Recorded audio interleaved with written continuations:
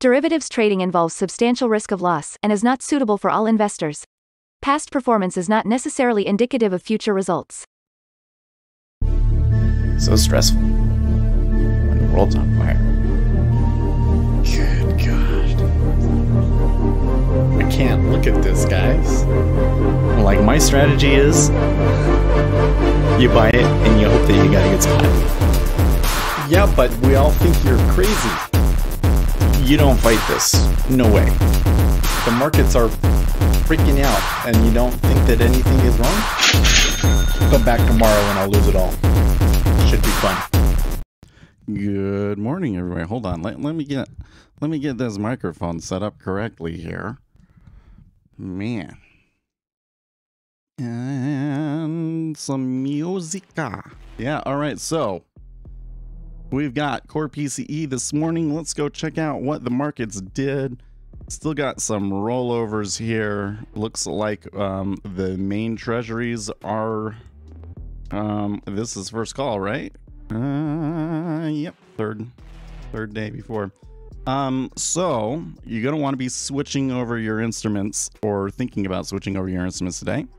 We can go look at the volume for that, but there's still pretty good liquidity. Could just come over here pretty quick. There's still pretty good liquidity in the front month. So anyways, coming to our volume profile charts. It was a pretty, things started out pretty ugly, but they had a really good rally yesterday, and I really didn't see any rhyme or reason for it. 10-year auction was actually really bad, and then they bought it up anyways after that. Okay, but now overnight we're coming back down, so yields are under pressure again. Here's the S&P 500, and the S&P 500 had a real roller coaster of a day, and so we're coming back into this space where, like, I don't know if the fundamentals, if we're really getting too much reliable information here. And so some of the positioning and the trading is having a really big impact here. So you've got like these hedge funds going like big time short. And meanwhile, all of the zero data options day traders are coming in and creating like these huge swings in the middle of the day. And I think they were probably going to see a lot more of that. They have been really aggressively defending 4,000. What did I tell you? When you get a big number like that, I like how many times they've tested that number. It tends to just chop around that number. So we'll see if they can hold it. If we were to close significantly below 4,000, that could really flip the momentum around and have all of the CTAs going short next week. Coming back into oil. We've got a little bit of a rise yesterday. Retracement. Gold and silver looking pretty ugly. Copper took a big hit yesterday. Okay, remember here where we were like, oh, copper's up really big, that's not good, and like it's completely flipped around. Okay, oops. And then we've got Bitcoin. Bitcoin just kind of going sideways after that big up. I don't think they can hold these prices, but we'll see. And the dollar moving to new highs, up above 104.8. So that doesn't help your equity market, does it? All right, now coming back over here. Okay, there's the news. It took too long for that, I guess. Waiting for the number here before I do something. It looks like, wow. So there was like a big spike down, and then that's interesting.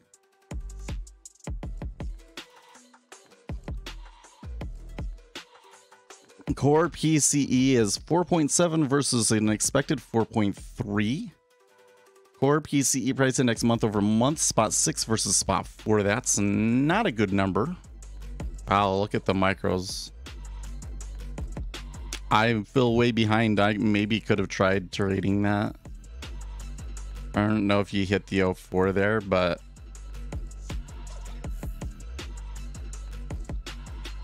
that's a lot of volume both ways, though. I mean, it's bearish treasuries for sure, but that was a lot of volume both ways there.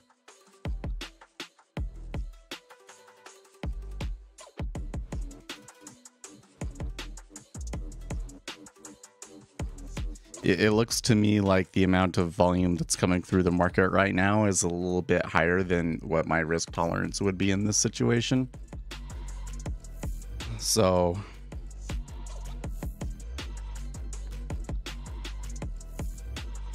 let's see here. Oh no, that's interesting. US personal income month over month, it was expected to be 1% and it was 0.6. But the previous month was 0.2. I don't know if that one... Well, real personal consumption came in line. Consumer spending 1.8 versus 1.4. I would say overall this is still hawkish. Yeah, I think that people are going to be really concerned about inflation coming back and what the next CPI report is going to be. For sure. I'm not willing to pay that spread. If somebody hit me here, I would be like, okay, yeah. I was like, we can fix that.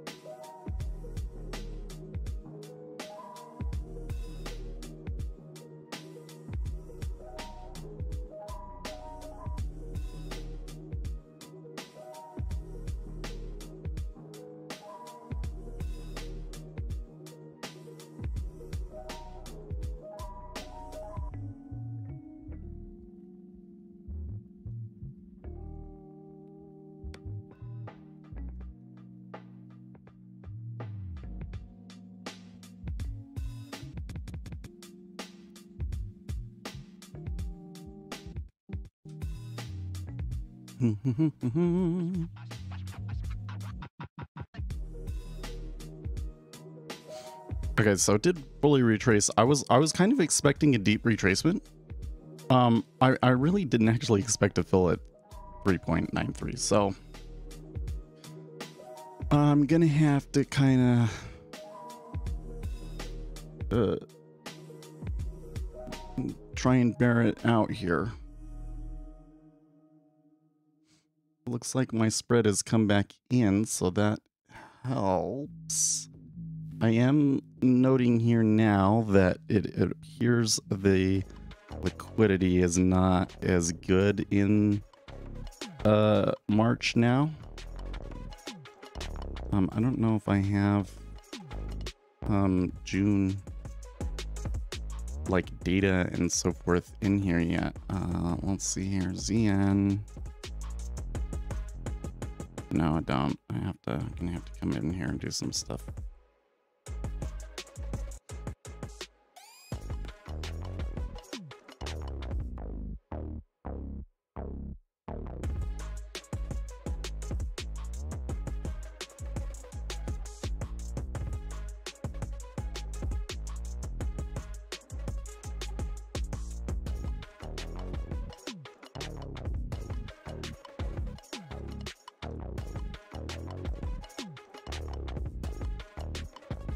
So I wonder if that means that they used that event to like finish their roll or something.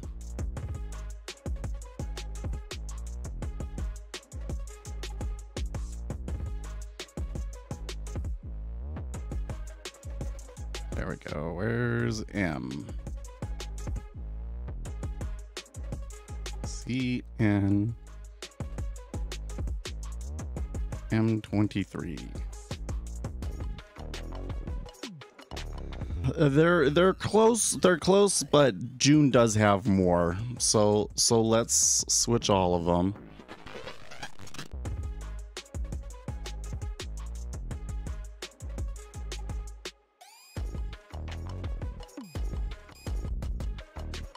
Jigsaw should really get a better method to roll futures. I think.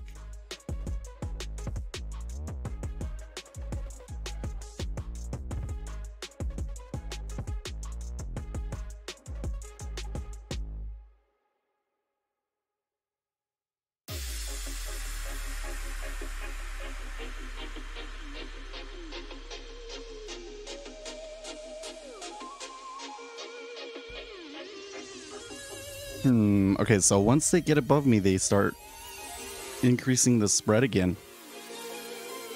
That's kind of shady.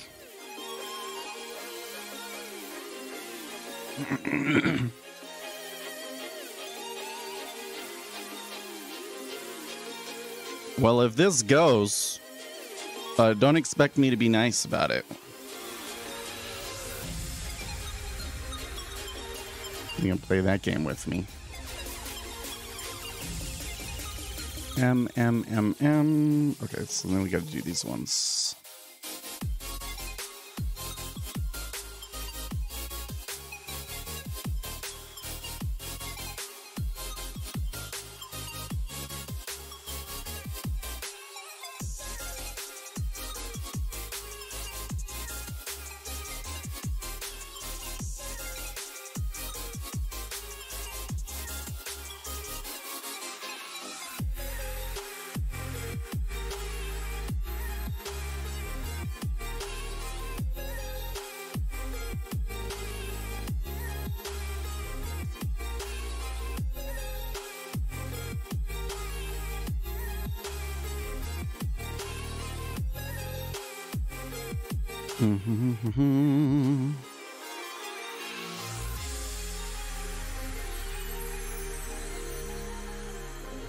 Oh, look at that go. And they just got slammed hard there all of a sudden.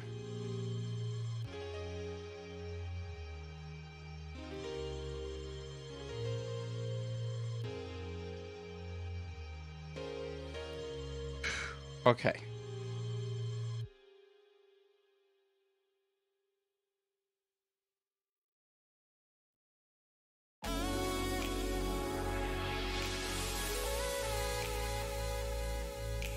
I just finished rolling over.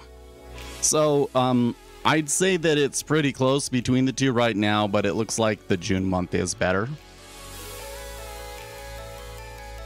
You missed it. The bus tram was too late.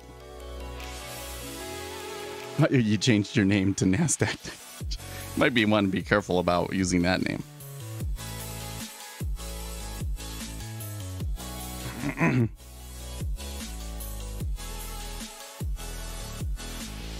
So everything just kind of like turned really hard there. I think that it was a move in the dollar that prompted that. And also I should note that the Japanese yen didn't move too much off of the initial news, but now the Japanese yen has started to decline more aggressively. Well, I don't think that like the term NASDAQ Technologies is used for anything specifically, but they might take issue with that name, don't you think? Okay, so there's somebody sitting there that can, okay. I was gonna say there's two lots sitting there at 3.939 that could probably be swept. Looks like the robot decided to hit him.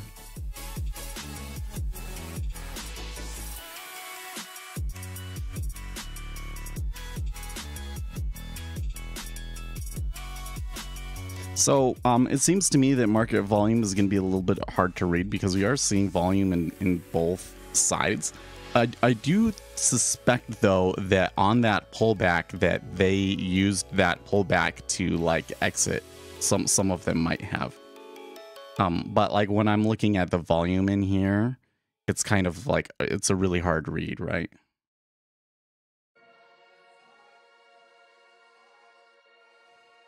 So they're kind of coming down to these lows, but like, are they going to go for a lower low?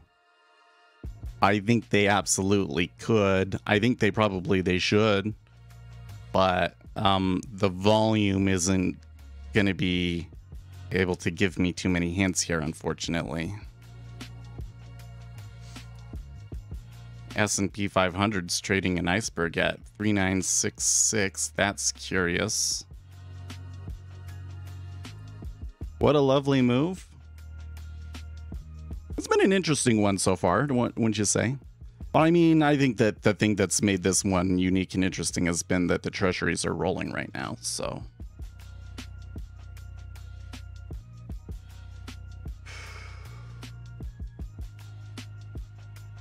For some reason, I don't feel very relaxed right now. I feel kind of like, well,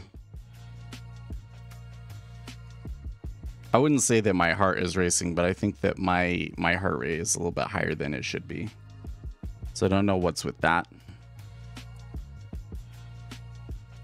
May have just been that managing a position while trying to update my workspace was a little bit nerve-wracking to me. People are worried. Yeah, it's the core inflation. Well, so there was two things. So personal income month over month was not as high as expected. So that kind of helps, right? But like overall, the numbers weren't very good. Like, and especially core PCE price index month over month spot 6, year over year 4.7 versus an expected 4.3. So all of the sudden, it's kind of interesting because this was not a thing like last week, I don't think. But all of the sudden, everybody is really concerned about another bout of inflation.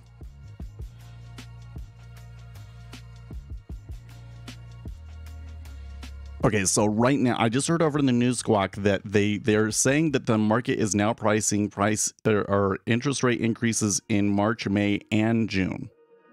Okay, so they aren't getting to the point where they're saying maybe they'll do 50 basis point increases, but they are saying that they may have to continue increasing rates through the summer. See, the whole issue here is that if inflation, if we get more, let's say that CPI comes out in a few weeks and the CPI is really bad and shows higher inflation too, that's really going to upset the market balance. That's what I'm seeing right now. Is I'm not sure that the market is saying explicitly that they think that inflation is a problem again, so much as they are like, it's a huge risk that is way more likely now than it was 2 weeks, 3 weeks ago, and the market is really concerned about it. It seems is kind of what I'm seeing here. Because they're definitely reacting to that PCE, and I would say that they are moving on it more than they usually do. Yeah. That said, we do appear to have some sort of a liquidity hole sort of thing forming around 14. So far, they haven't been able to push those lows, even though I would say the volume has been coming in pretty consistently short, especially in the 5-year.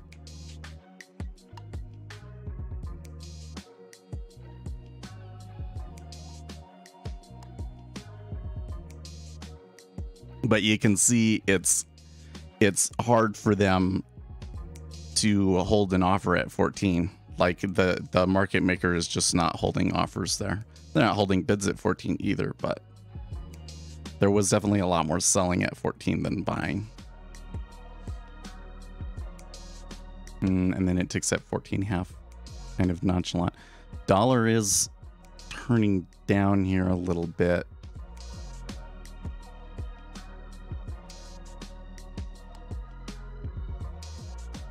We've been here for what, 15 minutes? 13 minutes. Yes, okay.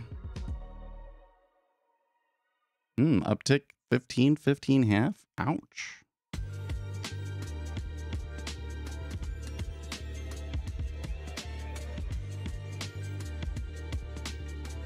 And there was some volume behind that one, man. All right, I'm gonna scratch that.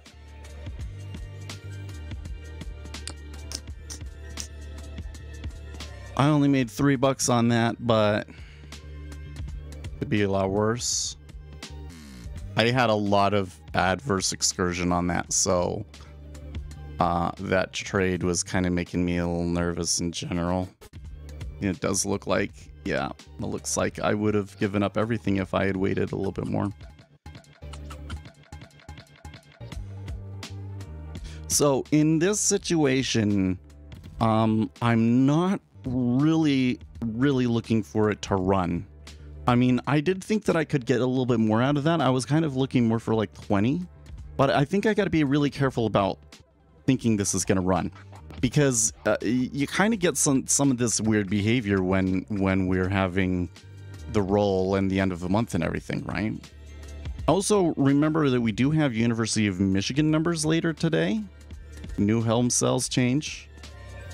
So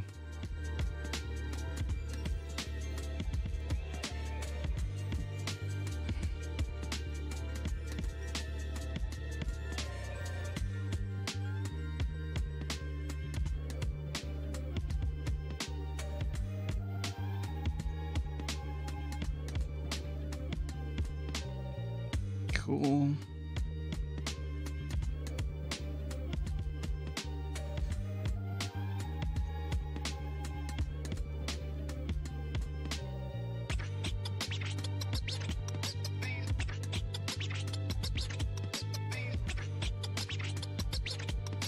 Well, it's coming back up down. I don't know. I think that I should say here, even though I got out, that doesn't mean that I don't think there's a possibility of it going lower. I think given the news, well, I'm not seeing the flow go short, okay? But given the news, I kind of felt like that, well, this is a short, and maybe we could continue to see some selling, especially after all of the buying that we saw yesterday, right? But the volume is just really iffy. Volume is just really iffy. And that's the problem that you get when you're trading during a roll. Notice, though, the offers. Like, notice the offers back there. 2000s all the way up to 18.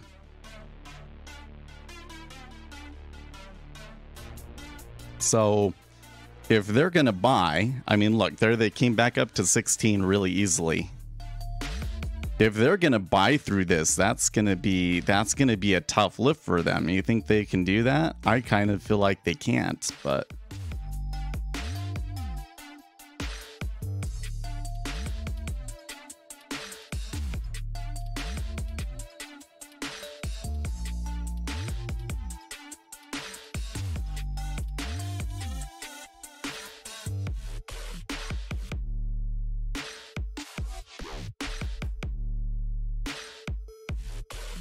no, today is not options expiry. That was last week.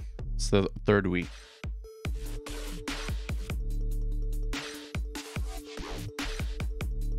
Do you think that it will mostly pull away?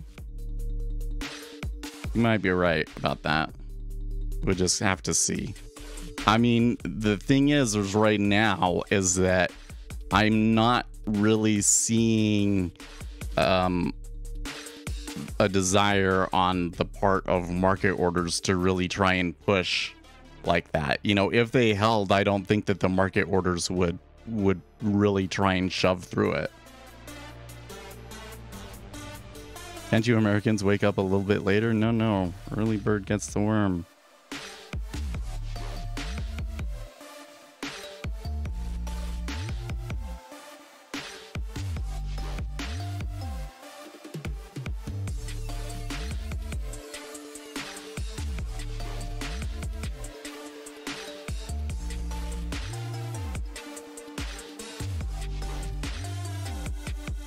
Okay, so that one, that didn't really take a whole lot for them to push through 17.5 did it. And that's actually a new higher high. Yeah. And a bunch of 18 did pull. Yeah.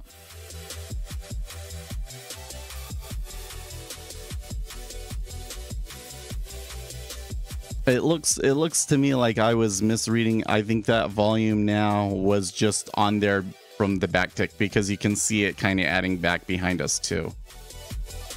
So you're right. It probably is like a place saving and that sort of a thing.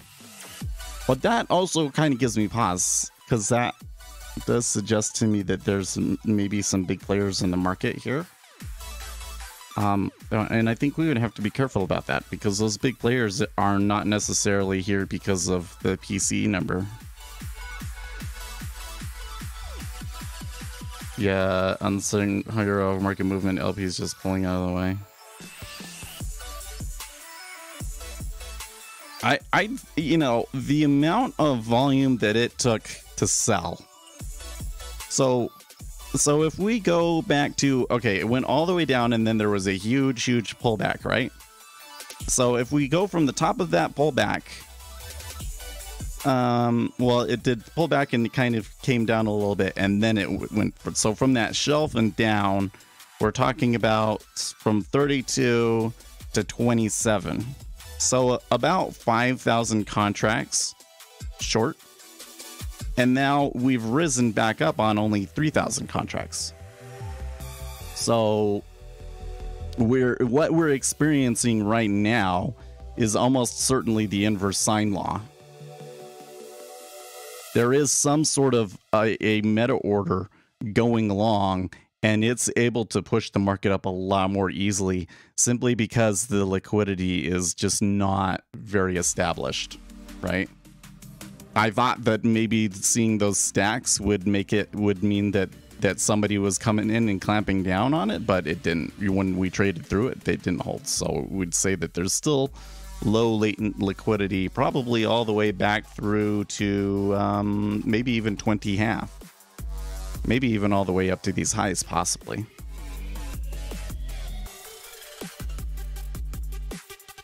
So the question at this point is, why would you buy?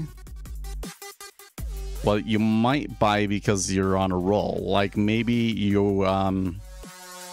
well, but that wouldn't make sense to see the buying in the front month.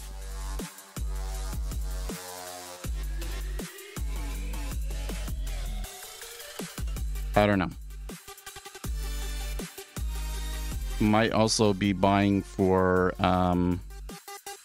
end of month, because the equities did pretty good this month. So I think that you would probably see selling the index and buying the treasuries, right? Okay, so now there was, like I said, there was pretty weak all the way through 20 half.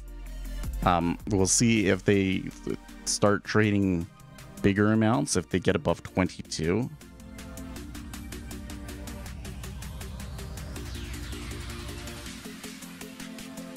I feel like they went back and, you know, just for me, and then started executing their order.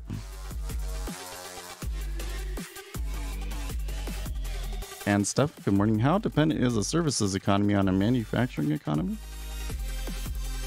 I don't know. I think you're kind of talking about a complex relationship that, you know, it would be difficult to specify, you know?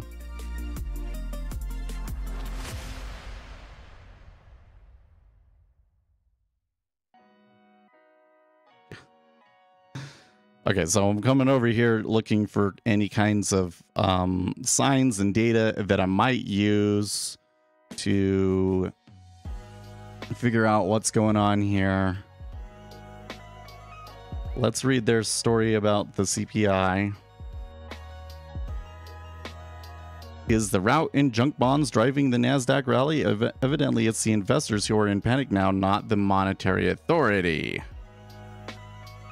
I'll read that one too. After 2 months in a row of month-over-month declines in spending, consensus forecasts both spending and incomes grew month-over-month in January, and they were right, but income grew by only 0.6%, while spending rose more than expected. That is the biggest monthly jump in spending since March of 2021, and on a year-over-year basis, both income and spending accelerated in January. On the income side, wages for private workers accelerated for the first time in 4 months, up 6.9% year-over-year from 6.3% in December, but wage growth for government workers slowed to 0.25% year-over-year from 5.1%. American savings rate is now at 4.7%, up from 4.5% in December, which was revised significantly higher from 3.4% in December. The revisions are dramatic to say the least. What was 2.7 in November has become 4%, and January is now 4.7. But the real highlight of the report is the inflation signals from the Fed's favorite core PCE deflator, and it was not good news. Both headline and core PCE deflators printed hotter than expected, rising 5.4% year over year and 4.7% year over year, respectively. So much for that smooth ride lower in inflation that everyone hoped for. Finally, we note that the market has dramatically replaced its inflation expectations in recent weeks, now at their highest for mid-2023 since November. It seems the market may be onto something, and that's not good for markets. That was weird the way they said that. All right. Do you know you can represent Bookmap in NinjaTrader? I don't know if you can. But I don't really know a whole lot about Bookmap. Do they have a...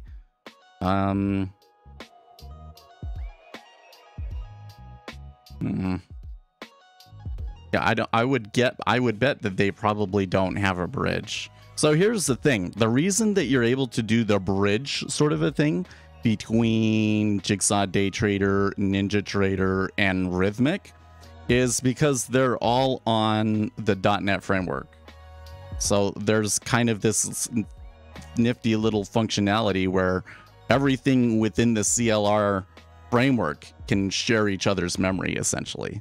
So I can go and I can put stuff in a memory location, and then the other application can see it and pull it out. And that's how the bridge works.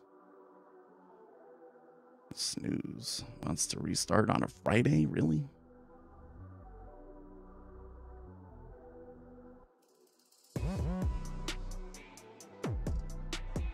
Oh, are you saying, can you do similar things in NinjaTrader? Yeah, you can. If you have the order flow indicators, sure.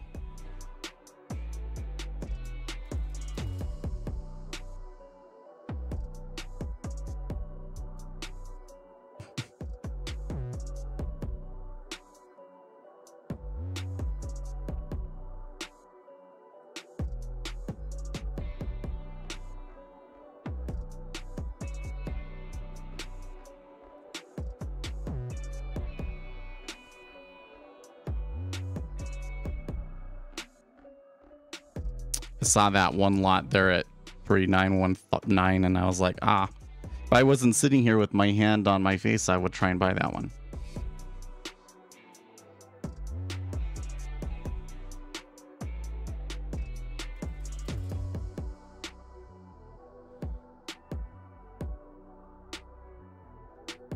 We're getting the pushback on the downside. By the way, I should note that the yield curve overall is flattening. Pretty clear flattening in all this. How are you doing, Master Chief? I'm doing okay. Goodbye. Well, we took one trade and we basically scratched it, so we were along from what, 30? Yeah. That 9191 would have been a good spot. Would have been a good catch, but somebody beat me to it. You are very bad at promoting the software you use?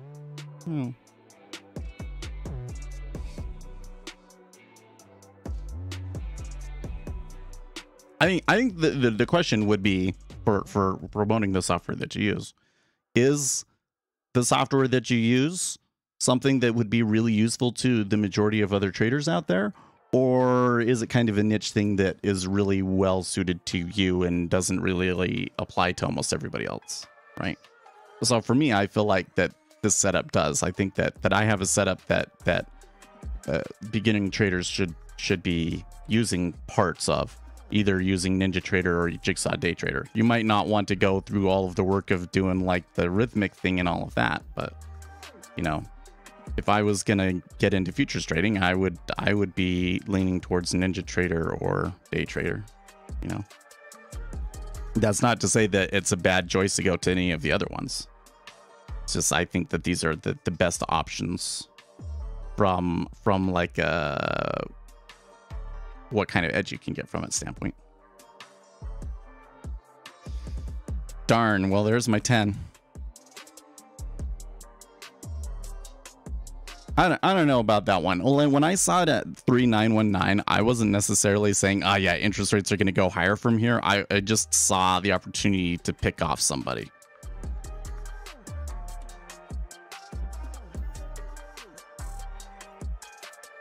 But it did end up being a really great catching the edge trade.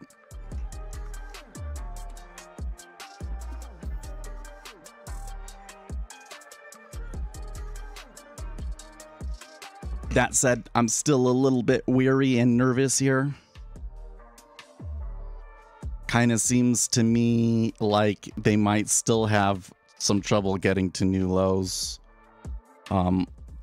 Too difficult for me to make a call on whether they do it or not. Okay, they could make new lows. I think given the news and the illiquidity and everything else, that they could probably do whatever they want. So they could probably breach new lows. They could probably breach new highs.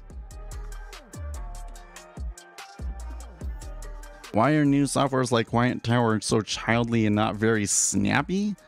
I'm not sure I understand what you mean by that, but the big thing that you're gonna see, I think it's kind of weird that it comes out this way, because it's usually not like this, but the biggest difference you're going to see between the different trading platforms is based on what they were built on, right? So all of these, Quant Tower, I think what's the one that the that Edge Clear is based on? I forget what that one's called. Ends and Bookmap. Okay, these are all written in Java. And yeah, Motive Wave, that's right. These are all written in Java, and just like straight up, interfaces on Java applications suck. I mean, there's some nice things about Java, but I really don't like using Java anymore. I keep getting seeing jobs where they're like, you know, they're primarily Java. I did the coding thing in Java recently, but like, I'm not that interested in writing in Java. I feel like that almost anything that you could write in Java can be done better in C#, especially if it's going to have a user interface, because the user interface libraries in Java are just not very good. And that's why, like, the interface looks weird. Even if you could say that, like, oh, you know, like feature-wise and everything, it's fine. The problem is it just doesn't look like the Windows interface, right? It doesn't feel genuine. And so you always feel like that you're using something that's subpar.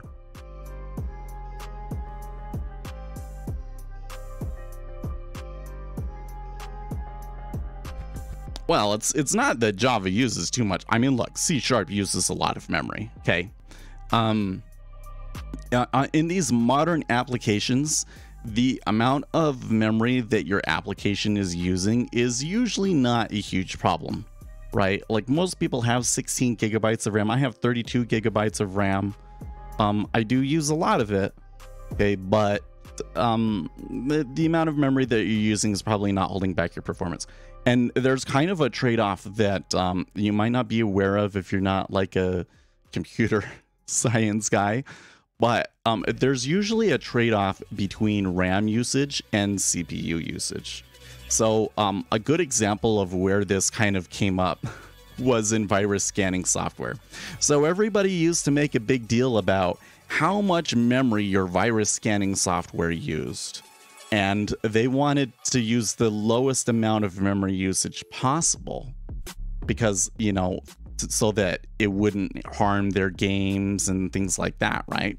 Well, when you use more memory, that generally means that you're using less efficient algorithms. So like if you do a hash map can give you constant access time on a lookup.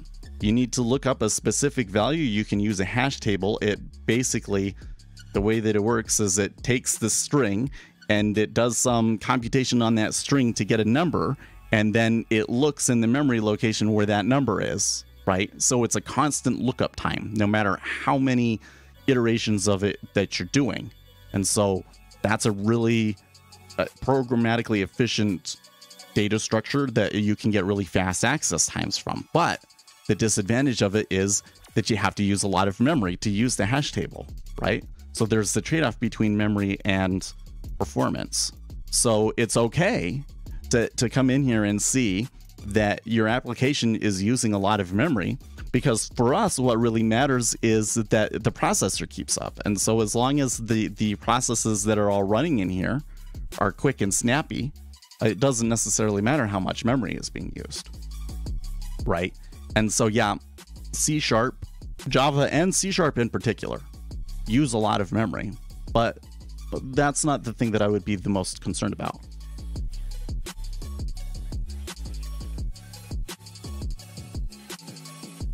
Quant Tower supports C#. No, I thought Quant Tower was Java too. I don't recall. I mean, the other thing though is like, so I've tried programming in almost every single one of these platforms, and I really feel like NinjaTrader is the only one that really put serious thought into their API. Like at this point, NinjaTrader has a really solid, easy to use framework. And many of the other guys, they just don't stack up as well.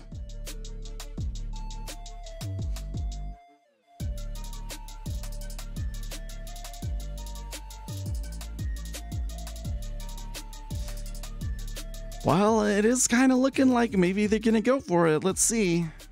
I'm still not seeing, well, okay, I am seeing the volume in the 5-year, but not the rest of the curve. It looks like the 5-year really wants to go for it, but the rest of them aren't really seeing a lot of volume yet.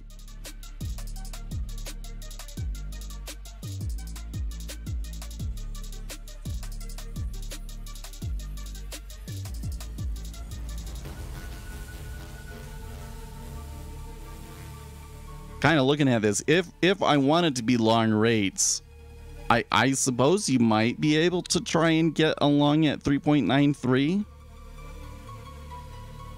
but I'm a little weary about that because number one, you might not, well, okay, here you maybe get filled, okay, but I think we still got to be concerned about it coming all the way back up. Well, Sierra Charts versus NinjaTrader. So Sierra Charts takes the approach of, okay, we just want to be maximum performance. And I think that they do a really good job at that. But this is where I would say that the flexibility, the ability to like make new things and to be able to share ideas with other people and try out different kinds of indicators and stuff is more important than the overall performance, right? So Sierra Charts has the performance where it counts. It's just that the performance doesn't count for as much as you think it does, right? But I guess I think you can kind of make that argument for these Java platforms too. So you can say on these Java platforms, well, they might not be as they might not feel as snappy and everything, but it gets the job done. And the more important thing would be the ecosystem around them. It's just that none of these Java ones really seem to have a very good ecosystem, you know? If there was one that was Java and it was like everybody used it and there was just tons and tons of indicators for it and everybody wrote their indicators in Java, then I guess I would just have to grin and bear it and use Java, right? But that's not the way that it is. Yeah, get API from your broker. This is I do think that there's some, well, I would attach Python into it, but I think there's some real benefits doing it that way for sure. Except for, well, so there's two issues with it, right? Number one is you have to pay a lot more for that direct API access for whatever reason, which I think is kind of dumb, but it's like $100 more. Number two, the dollar is moving up here. Japanese yen is moving here. probably too late for me to get in at 3.93 now. The other issue, though, is that I think some of the things that you could do with like an Excel spreadsheet, for instance, we don't get enough data to do, right? Like if I could get broker tech data through it, then I would totally do it, man. Get some calculations and... But you know, when I'm just getting the various features, I'm not quite sure what you would do with the Excel spreadsheet that would benefit you.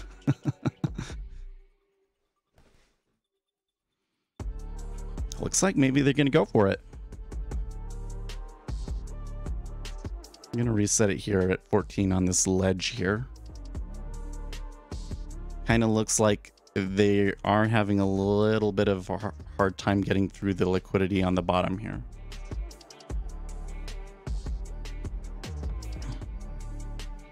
So it didn't spend very much time at these prices. These were like just after the news. So I would bet, and it's been more than 45 minutes. So I'm going to bet that the liquidity is going to be a little bit more firm through here. But if they want to go for it, they're going to go for it. I mean, they should be able to get more than enough market orders to go either way.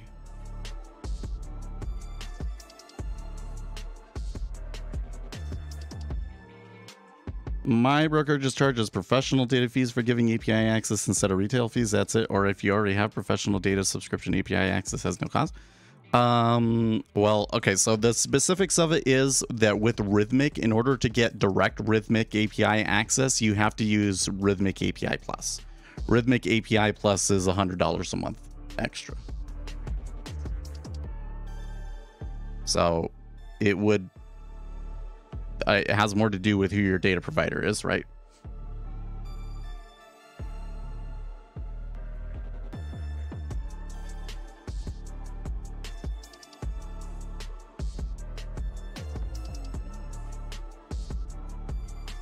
I went to your broker and asked them about getting the broker tech data, and they said that they didn't get it. I was so frustrated.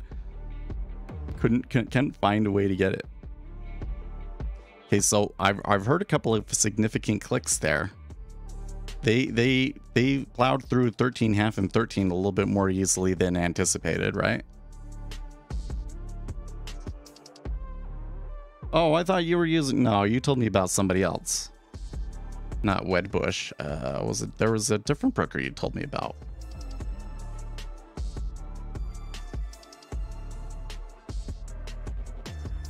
Well, now the spread looks really good.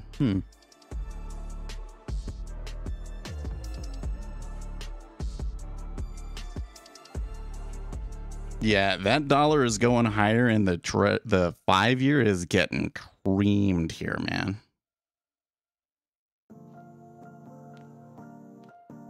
Okay, so even though the resting liquidity kind of pulled through here, we are getting some latent liquidity and volume in this area, and now 4,000 is traded at 13. So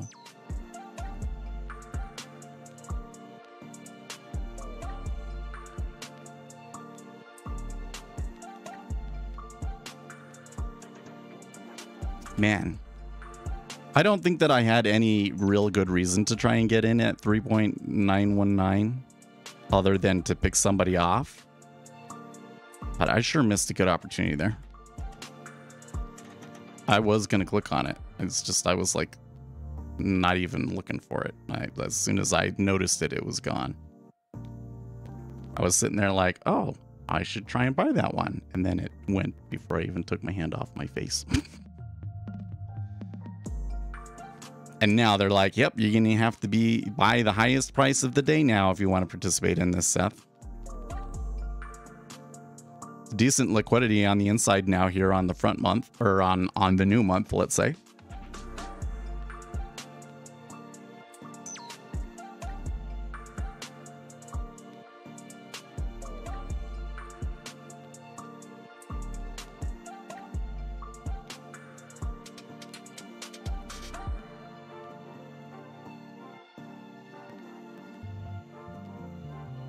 Using the AW. Oh man. So I've seen some cool things on cloud platforms for trading, but I really think that the people that that do the cloud thing hold their technology in too high of a regard in terms of like trading on the cloud. I don't think that it really provides the benefit to retail traders that they claim it does. I think that the benefit is primarily to you, the software developer. It's a lot easier to manage your software if it's your own deployment and it's done through a web interface. There's a lot of things that makes that easier for you than having to, you know, the user install on their machine and everything. And I think that that's one of the primary drivers for it, rather than these performance increases that they claim. Wow, 177 at 3.947? What?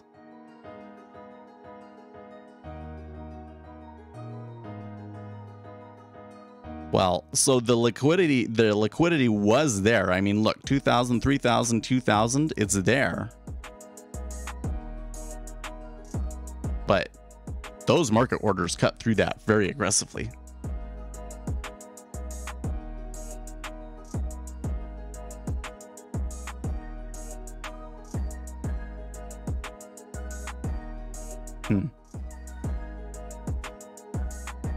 Shit. Interesting. It's an interesting little spurt of volume that just came out there in the micros.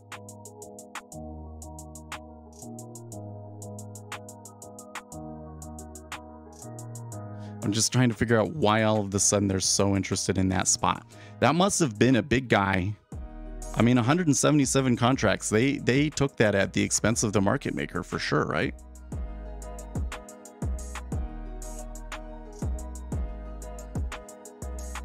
And I'm seeing a lot of big ticks here.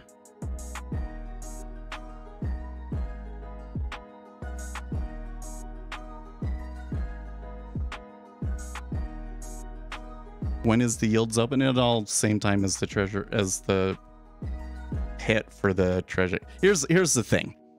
Kind of like these different sessions that you get really only matters for the treasuries because they're the only ones that still have like a pit, right? So the times for the treasuries is based on the options pit. Darn, I've been sitting here like looking for the right spot, and this is a situation where I really should have just been getting in, right? Oceanic, welcome. Yeah, look at that, because 395 would have been great. 393 would have been great. I was hesitant at 393, wasn't I? Shit.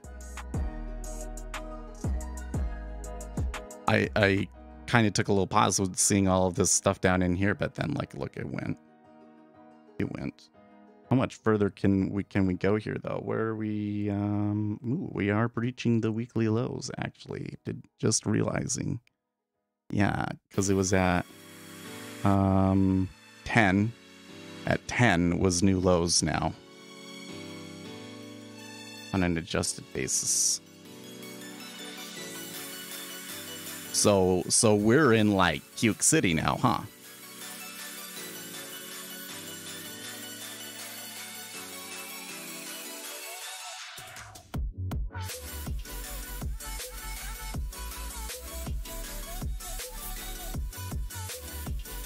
I don't really see anything too significant below us other than 111. There's a big old stack there at 10.5.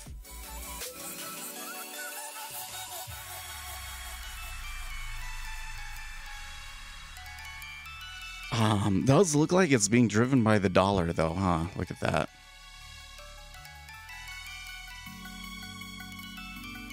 Which is maybe why I'm having a little bit hard of a time anticipating it.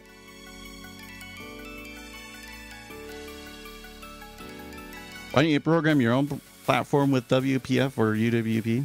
Well, so for starters, I don't think I'd do it with WPF right now. because Microsoft basically abandoned WPF. I thought there was a lot of cool things about WPF, but in the end, WPF was kind of like a really untested, what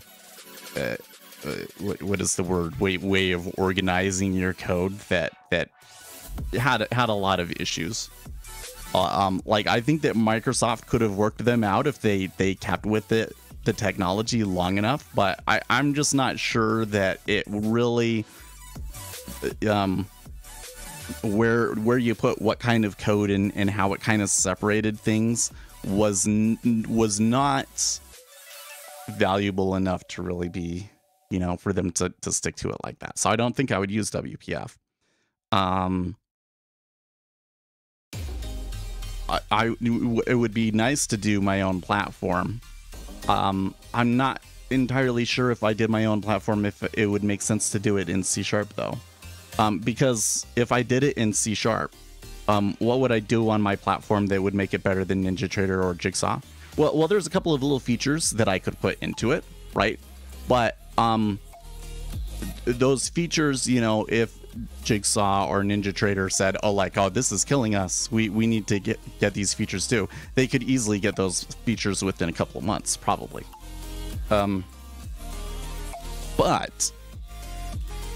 if I went took the whole 9 yards,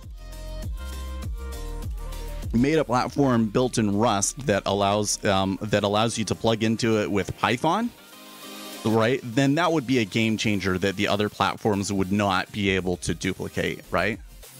So I would love to write my own platform in Rust and Python is kind of what I think I want to do. And I actually kind of wrote a document with the features that I felt were missing from other platforms to do it.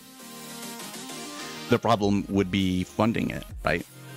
So if you have $1 million, you want to invest $1 million into building a new retail trading application, let me know and let's start a business, huh? But until we find $1 or $2 million to finance it with, yeah. Maybe I could get do you think I could get a $2 million loan?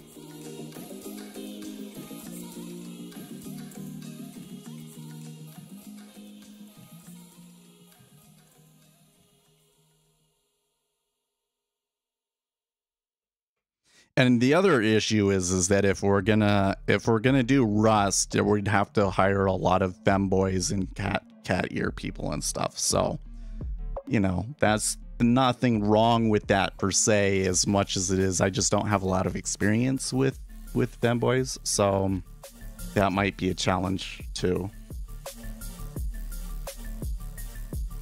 But you know, I'm a quick learner, I can figure it out. NASDAQ has $1. How'd you? Oh, the same way that everybody else does. To have a decent entry. I would do it probably the same way that you do it with Jigsaw. One-time fee at the beginning, and then a monthly fee. And I would maybe change some of my things around. Like I would have a different monthly fee for trading micros. That's one thing that I wish Jigsaw would do that I think that we could do. So like, okay, yeah, we'll give you a trade license that's not $50 a month. That's more like $10, $20 a month, but you can only trade micros with it. That would be the majority of customers, but you get a lot more customers that way. Why would people shift to you instead of Jigsaw? So I think, well, okay, so we wouldn't be able to use the bridge kind of stuff. You're right.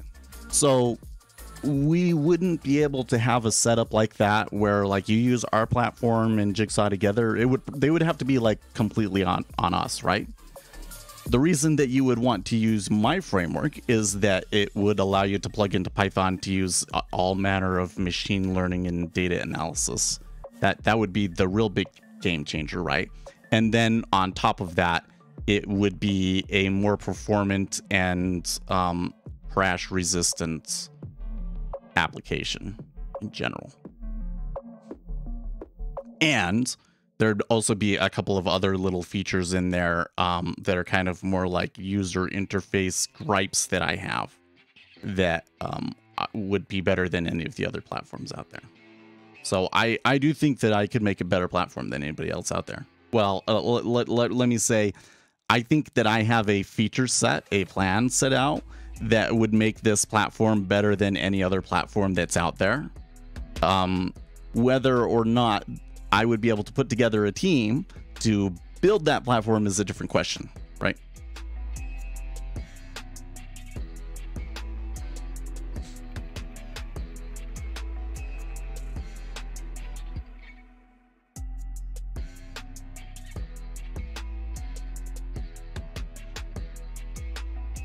My new squawk is telling me that traders are pricing in a 50 basis point rate hike for the Bank of UK, not for over here in the US. So that's curious. Meanwhile, the volume has really died out down here. I'm not necessarily getting the signs of a liquidity hole down in here, but it has ranged in this 08 to 10 area a lot. So I really missed the move, but once it got above 9.5, being wary about that was good.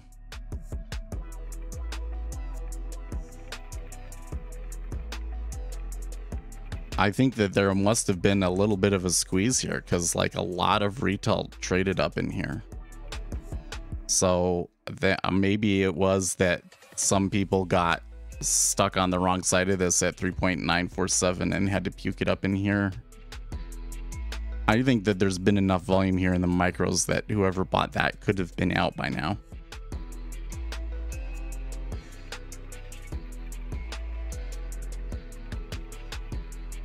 Yeah. So if I were to do this project, the biggest risk to it would be Rust itself. Like Rust would be the biggest benefit, but it would also be the biggest risk because number one, Rust is still a relatively new programming language, and so there aren't as many libraries and stuff. So like we were talking about the interface sort of stuff. I mean, there's some interface stuff for Rust, but I wouldn't say it's the greatest, right? And you're talking about a different group. So the thing that I was joking about was that the Rust developers tend to be newer people, right? The hardcore C++ developers seem to be just sticking to C++ for whatever reason. And so the people that you get really into Rust tend to be younger people. And yeah, they tend to be into kind of like the more progressive kind of politics sort of stuff, right? So you're talking about new technology, newer developers, and kind of a little bit of a developer culture that I'm not as familiar with. That would probably be the biggest risk to a project like that, right? And it really would need like a few $1 million because, you know, it would probably take a year to, you know, I think that it would be something like hire 3 or 4 guys, and it would probably take us a year to get a really solid product that you could use. So we'd have to invest $1 million into it. But if you know somebody, I'd love to do it. I'd love to quit my day job and just build a trading platform. That'd be awesome.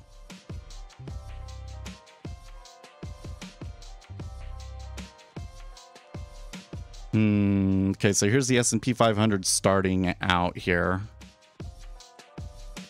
They were getting a decent pullback and it just fell back down to the bottom really easily. Yeah, this is interesting that the market, it seems like that the short-term rates are repricing the market really aggressively right now. Because now I'm being told that there are no longer any rate cuts priced in for the ECB.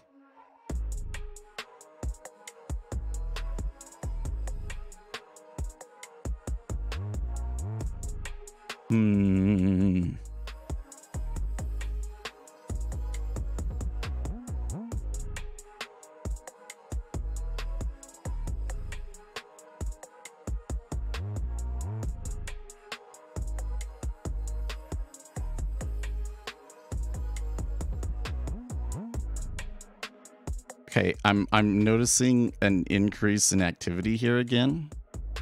Like, whoa, whoa, whoa, whoa, whoa, whoa, whoa, whoa, whoa. The dollar's moving.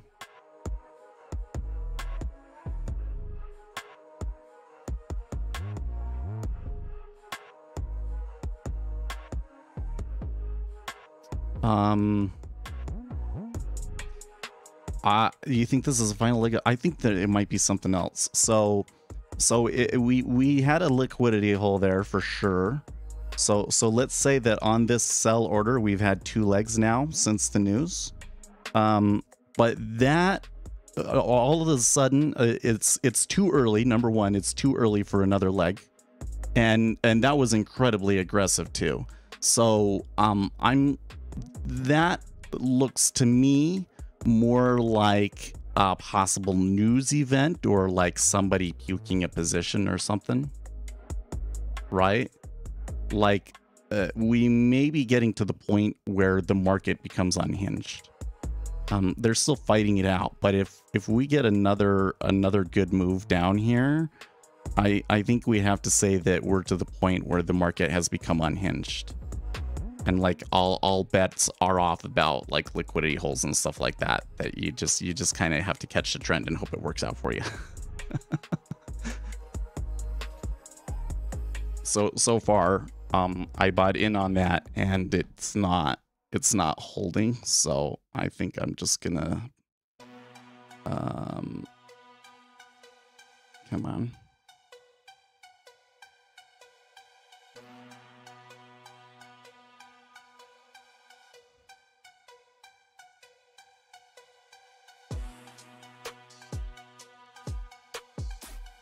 Okay, so it came back a little bit. Market activity is slowed down.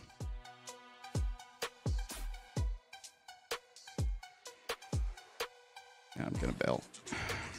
Down.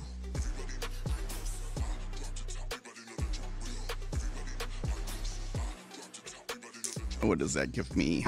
6, -6.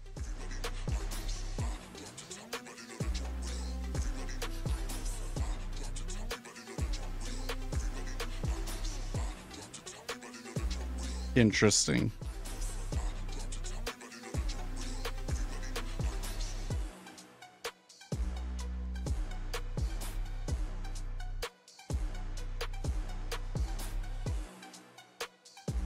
Crude oil is getting savaged. Oh my gosh. Should we risk the entire... I mean, it's kind of starting to turn into that sort of a market, isn't it, man?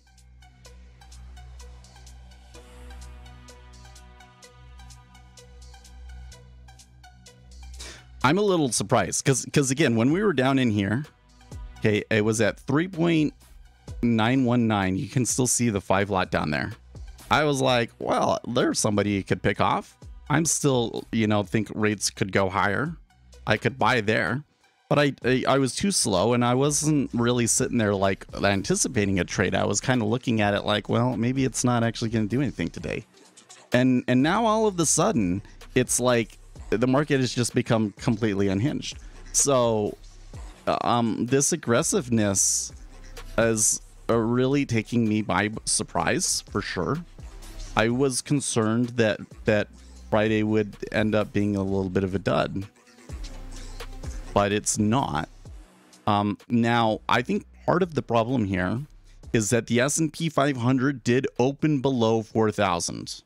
So I think that all of these CTAs are coming out and selling the S&P here, right?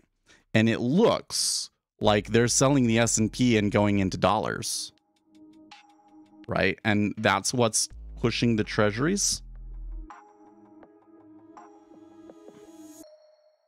Of course, there's reasons for the treasury, for interest rates to move higher in general. And the other thing that I think we might be seeing here is that there's a lot of repricing going in on the on the bills and so forth. And so I'm not seeing the whole picture here in the treasuries, because I keep hearing them say, okay, they're no longer pricing in any rate decreases for the year, for instance.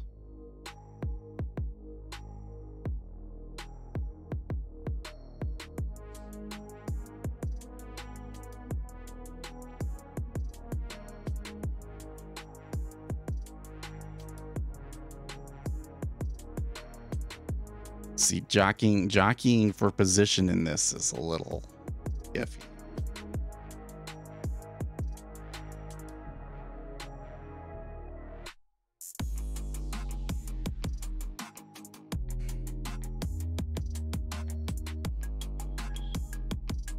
Something that happens is like when the market becomes unhinged, it like you can find it very, very difficult to get a good position, right? Yeah. Also, when I say on the bills, I'm talking about like, you know, sorry, what is the word that I'm looking for here? I'm talking about fixed income instruments with maturity dates less than 2 years. So, you know, like the secured financing rate and the federal funds rate and those sorts of things. Yeah.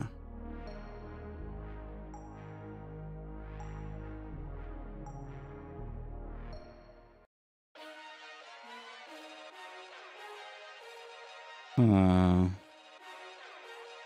that sure came down quick. It only ticked up like 1 or 2 ticks. What's with that?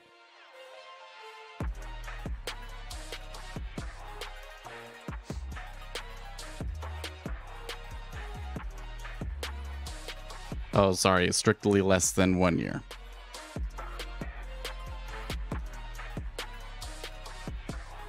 And I wouldn't even, I'm not even sure if it's necessarily bills. It's like SOFRs and stuff is probably where we're really seeing this. It's really more Akshay's domain.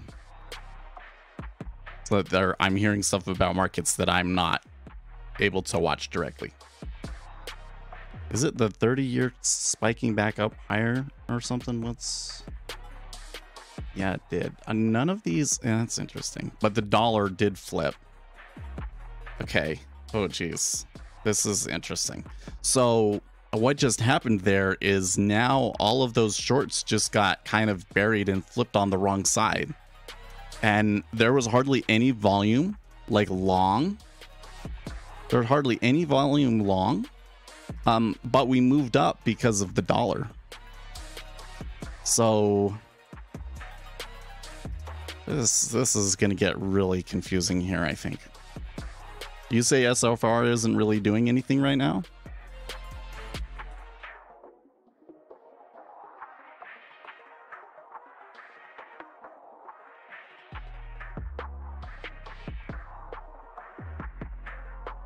Now that we have rolled to a new quarter and volume has shifted, it's looking like a repricing. You're saying that you think that the volume, that volatility is increasing today because it's first call, basically.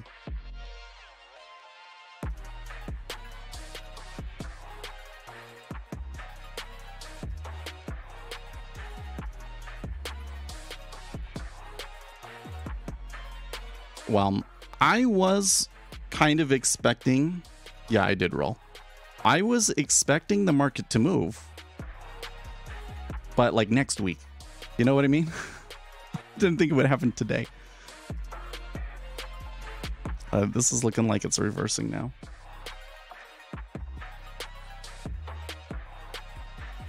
There's not an opposing meta order, not in the treasuries at least, but...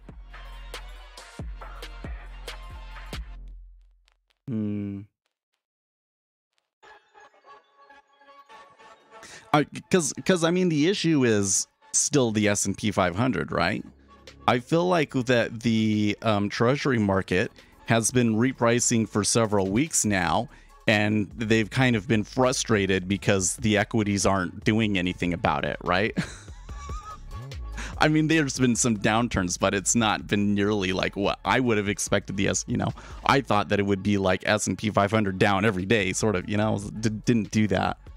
And so maybe, I guess my scenario is maybe still in play. I think that next week, maybe the week after, is when we start to see the equity market kind of come back more in line with reality. Oh, this is moving really dramatically.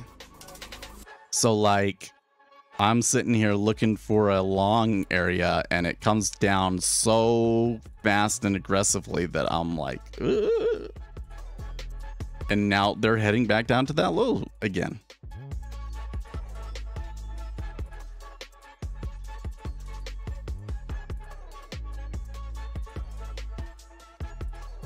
President Biden says the U.S. has made progress on inflation and it has more work to do. Okay, so for Biden to be making a statement like that right now is interesting. Your equities are too big brain for you. No, I think we can explain it. I think that short-term positioning and order flows and so forth are mattering more to the equity market right now than the fundamental state of the economy. And then on top of that, it's really unclear what the actual fundamental state of the economy is because nobody believes the numbers because of the seasonal adjustments, right? Look at this. See, why would Joe Biden be talking about that unless somebody came in and told them, you know, these numbers are kind of bad, we should get ahead of this.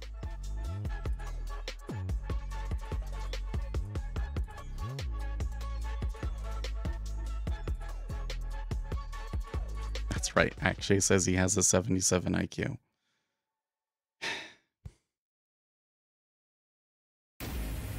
Like the 5 years, they went lower there, man.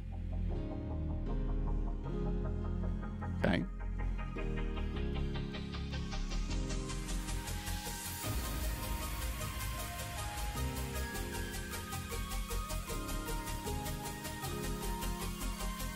Whew. So I think they were getting some more steepening, and that's causing the 30-year to come up a little bit, which is maybe causing some of these dramatic pullbacks. But I think that I caught it that time really well.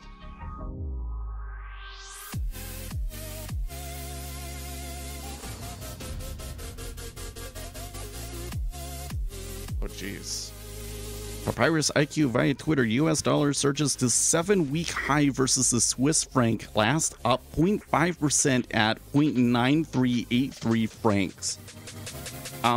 By the way, also want to note that while we are reaching new lows in the treasuries, we are not in the 6J, but the dollar is moving up. So I think that we're in this point now where it looks to me like currencies are having a big impact on the treasuries, but they're coming from other places other than the Japanese yen that we're used to.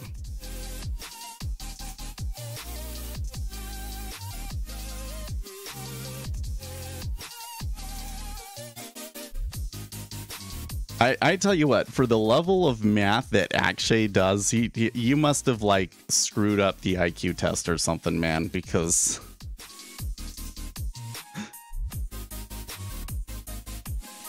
I think one of the problems that I'm having with the math is that you get like new kinds of symbols and stuff and you don't remember what they all are. So I've been trying to do some math memorization here. I was doing that yesterday, which was interesting. Did you know that for Greek letters, there are actually some Greek letters that had 3 versions of the letter? Yeah, look at that. That was a take right there.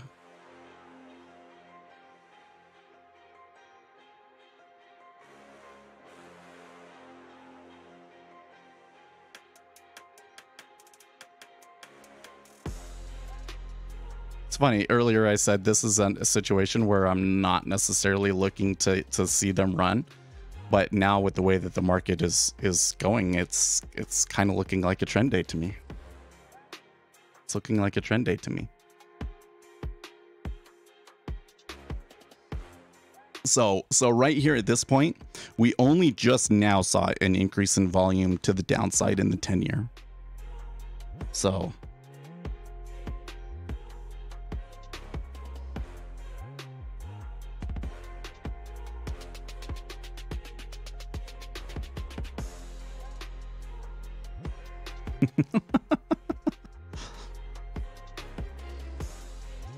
So again, we haven't really gone into this though, right? My advice is get Steegum's book and spend half of your day staring at an Excel sheet Okay, but actually, you got to remember that these guys don't all have $200,000 that they can throw at this to go out and get the risk-free rate.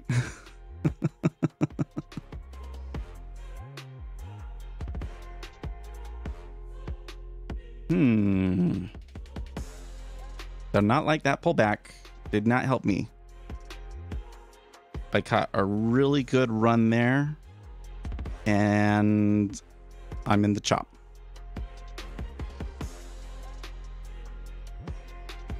Your cutoff was 500K. Okay, I don't think that, unfortunately, I don't think that most of my viewers have 500K to put into a trading venture to get, you know, the risk-free rate of return. Right.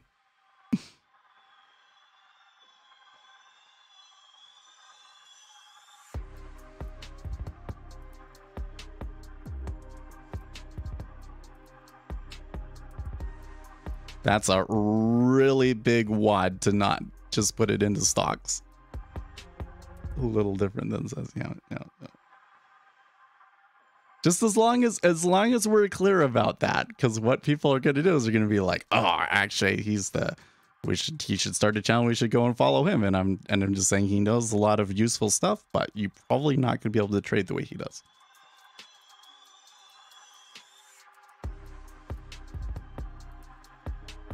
And that's really always it, isn't it? Is that kind of to really have a really strong edge, you kind of have to be able to do things that other people can't or are unwilling to do, right? That's the way that I do it, is most people are not willing to sit here and learn enough about the market for 5 years to even be able to pull out just a teeny tiny little win.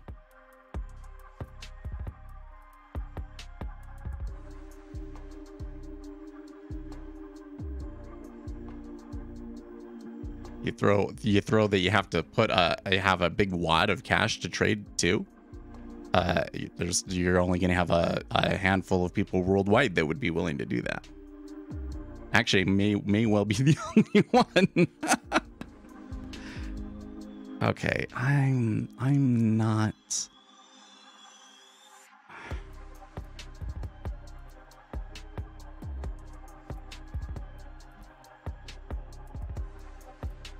I hold to my comment that this could be a trend day, but I do not like the way that price is chopping here.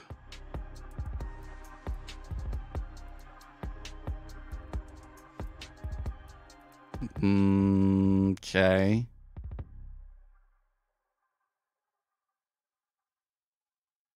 I'm tired of having options guys on Twitter telling me I am wasting my time trading the futures index. Well, there's a lot of advantages to trading the options right now.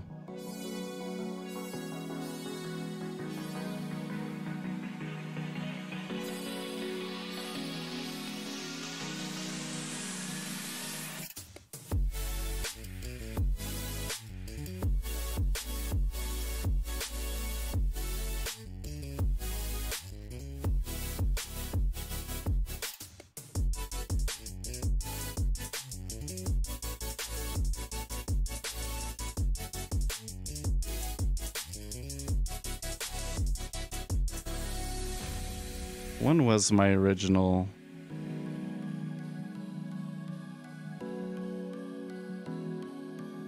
$731.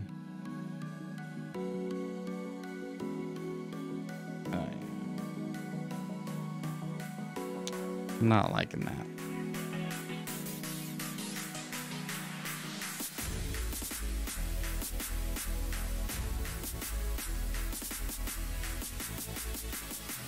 If it's paying your bills, yeah, but you could just go and buy a bunch of stocks with good dividends, and that would pay your bills too.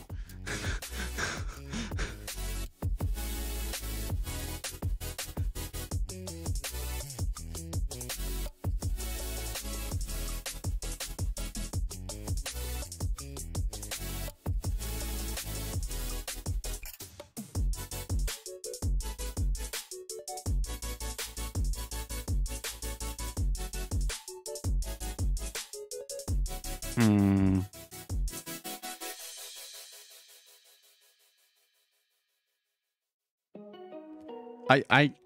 I'm a little frustrated here because it looks to me like the liquidity has kind of become unhinged a little bit, but like the sellers aren't pushing it. So like it may be a place where we kind of get suckered into thinking that there's some real opportunity when there's not. Look at that, now down below 395.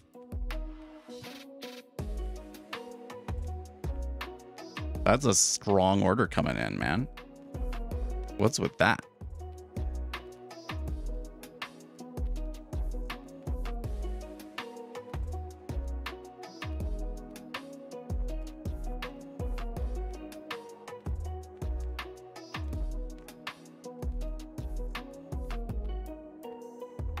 I want to hear stories about me working for JP Morgan and Wells Fargo.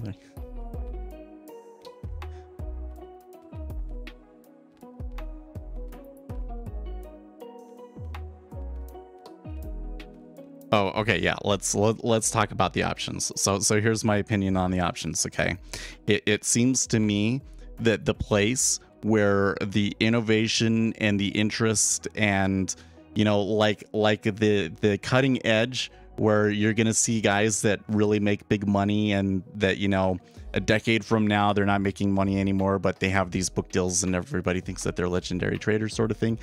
Kind of like those people that in the 2000s they were doing the electronic trading and everybody thought that they were gods, right? Is in the options space right now, and the 0 day to expiration options in particular. You can come in and you can just buy lottery tickets, and I think that you could probably catch a good one today. Again, these are lottery tickets, but buying 0 day to expiration calls here at some point. And I think you'll see the market try and climb its way back to 4,000, but maybe not make it, and eventually die down quickly. So if you bail early on the trade, it might be a good trade, right? But again, I guess on some of the 0 day to expiration options you can be pretty cheap, but the issue is just like how big of a portfolio do you need to like realistically trade it and so forth, is kind of a thing. And if let's say that I had $100,000 just to toy with, like that $100,000 was reserved just for trading and doing stuff here on the channel, then I probably would do some of it with 0 day to expiration options, right?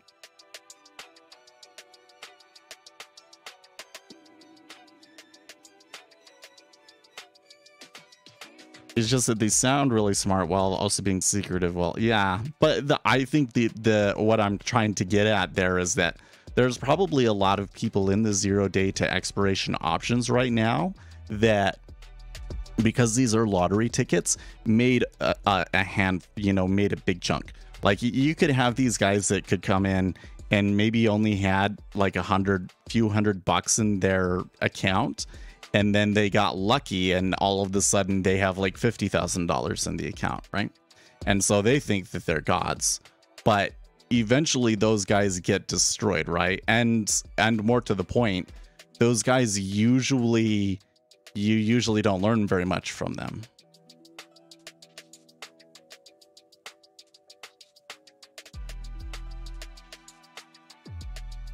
You say most of them are just delta hedging and telling a story in the meantime, which in itself is a losing game, or risk-free pricing that's inherent to options pricing. Yeah.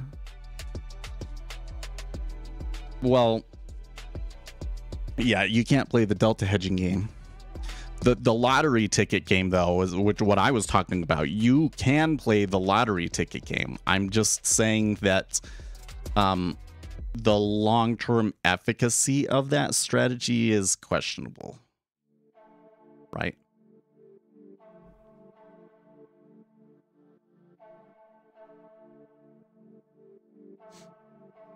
It's just like in 2021. Remember all of the people that came out in 2021 and said that they were market geniuses, and then 2 2 years later, now they're bust.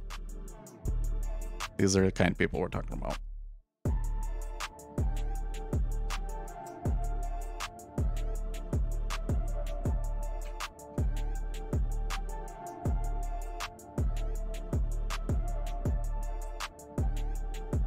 I personally, I don't find the 0 day to expiration options compelling as like a trading vehicle. I can see why it's like a popular thing right now, but I think that what's going to happen is eventually the guys doing this are going to get screwed hard enough that it wanes in popularity. Usually how these sorts of things go. So it like becomes a big deal and they're all telling you about how much money they make until they like royally screw up and there's some sort of crazy market happening around it, and then they all disappear. Right. 2021 was easy money. Yeah, in many ways.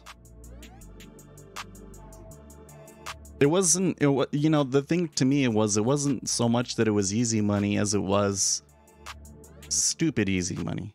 It was like, if you went and you did the stupid things, then you did really well. But none of those people kept it, right? I tried to be smart, and I did okay. I did better than most, but I didn't become a millionaire off of it like the stupid easy guys did.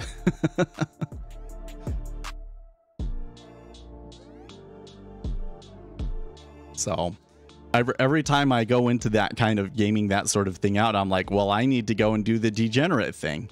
And then if I do try to do the degenerate thing, it doesn't work out for me. Or if it does work out for you, it's like, when do you get out? So I'm having a hard time with the treasuries here for this week, for instance, because remember that 2 weeks ago, we came after the non-farms and we said, should we just go short the treasury? So we had the ability to go long interest rates at 3.9, I think it was. No, it wasn't 3.9. It was 3.75, something like that, right? So, we could have held that position for these past 2 weeks and made a bundle on it, right? But at what point do you take your profits? Because there has been some points like the day before and yesterday where it was like, oh man, would you have already missed your best opportunity to exit? You know what I mean? So it's always a lot more difficult than it seems. And the people that you see on Twitter that are telling you that shit, I get it. I totally get it. Because it drove me nuts in 2021.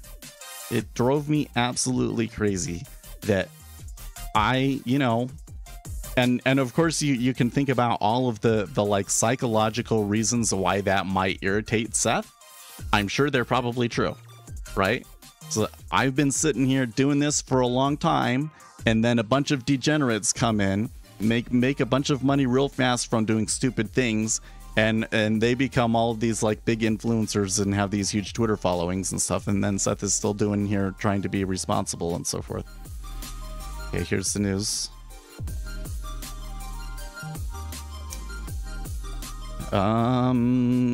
Expectations slightly higher than anticipated. We haven't gotten the inflation numbers. That's why the market is still kind of holding off here.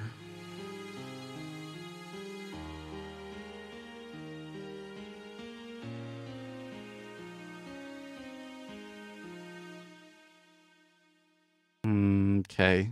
So the inflation numbers are right in line with expectations. 2.9 for 5-year and 4.1 versus an expected 4.2 on 1-year inflation.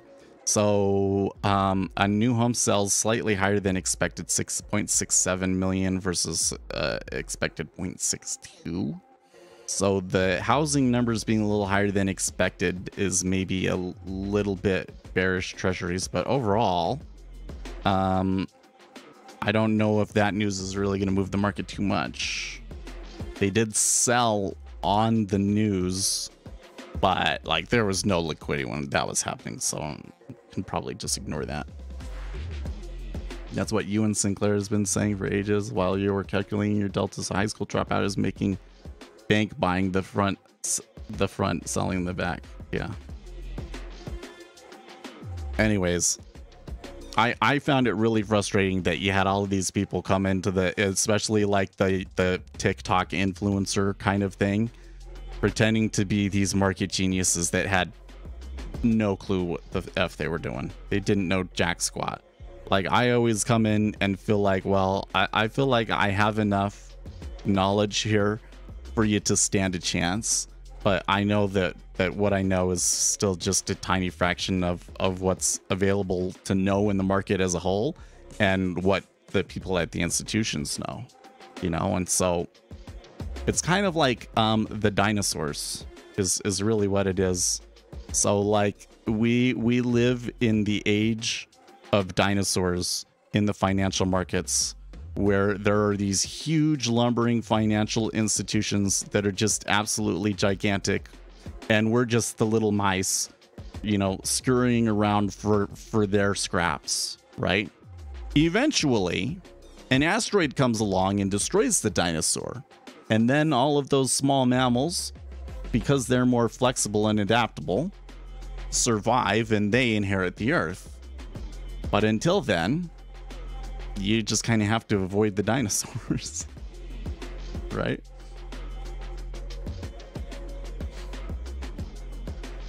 $3.95.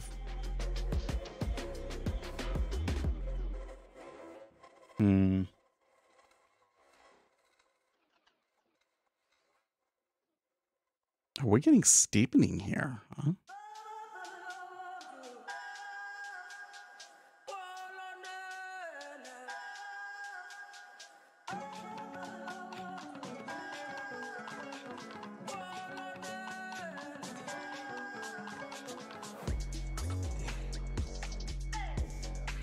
Okay, so Mester's on a Bloomberg now.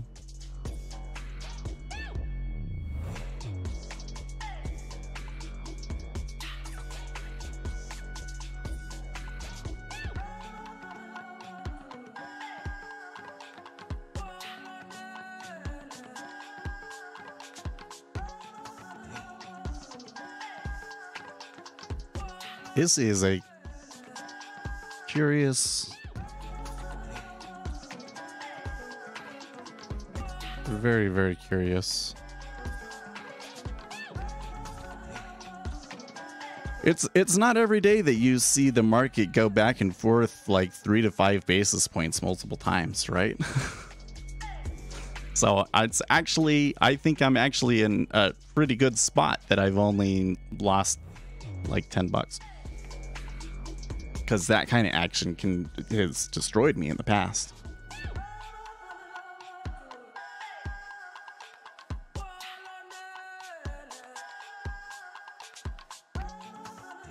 It is gratifying that inflation declined from peak, but more is needed, says Fed's Mester.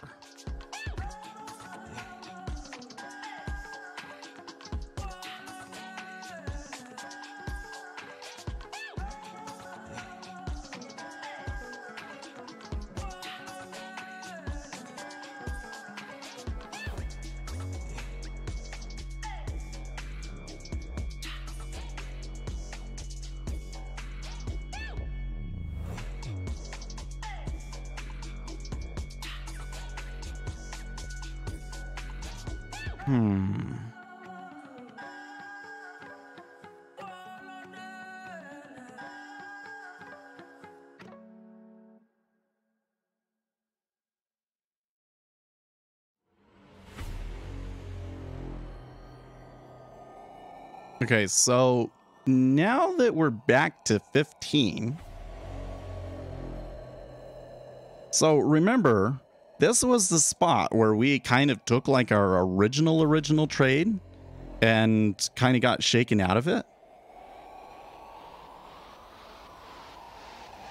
I'm a little bit taken back that we're here so soon. I'm not quite sure how to explain it, and I kind of am thinking that I don't have enough of an edge in this market to do anything. Oh gosh, I'm only, just as I'm saying that, they've already moved 1 basis point back here. This is a really volatile market. I really don't like that. So I think that we should give it a little bit. All right. So what are the things that we have up? So I have the S&P 500 up in the upper left, and then right here is the dollar index. Okay. And then the DOMs that I have up, going from left to right, starting at the top left, I have the S&P 500, 30-year or ZB, 30-year Treasury, ZN, 10-year Treasury, ZF, 5-year Treasury, and then down at the bottom I have the opposite of that. I have yields. I have 2, 5, 10, and 30-year yields. And I have a video on the channel where I go into more detail about what's on my workspace, and I go through like the whole workspace and why, if you want something a little bit more in detail. It came back quite hard. So that's a pullback. Could be a spot to buy the treasury if you wanted to do that. Maybe what we should be doing is we should be doing some market making in here.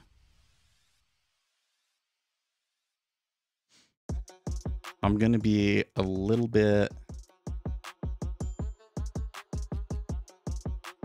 Okay.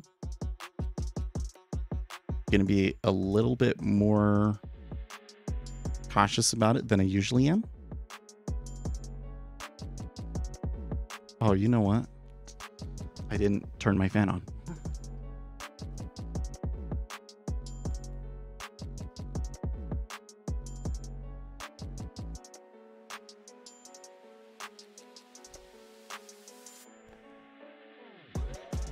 There we go.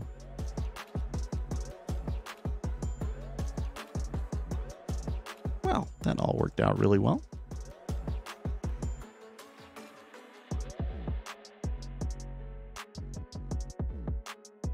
Come on.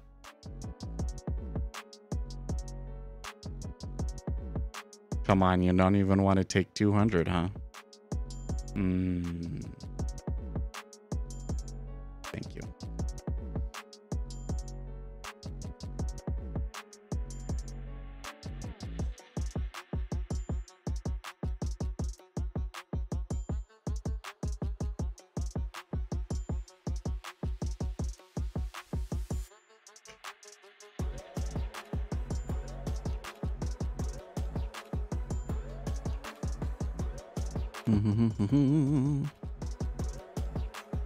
Hopefully by doing this will help me get a little bit more in line with the market here.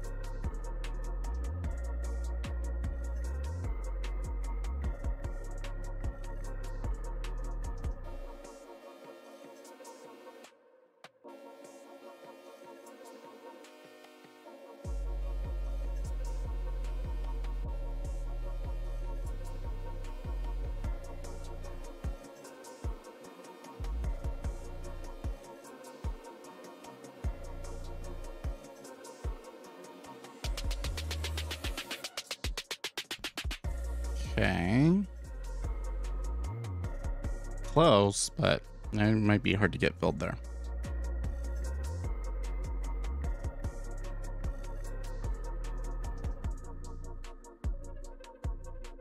Deutsche Bank staff banned. Well, yeah.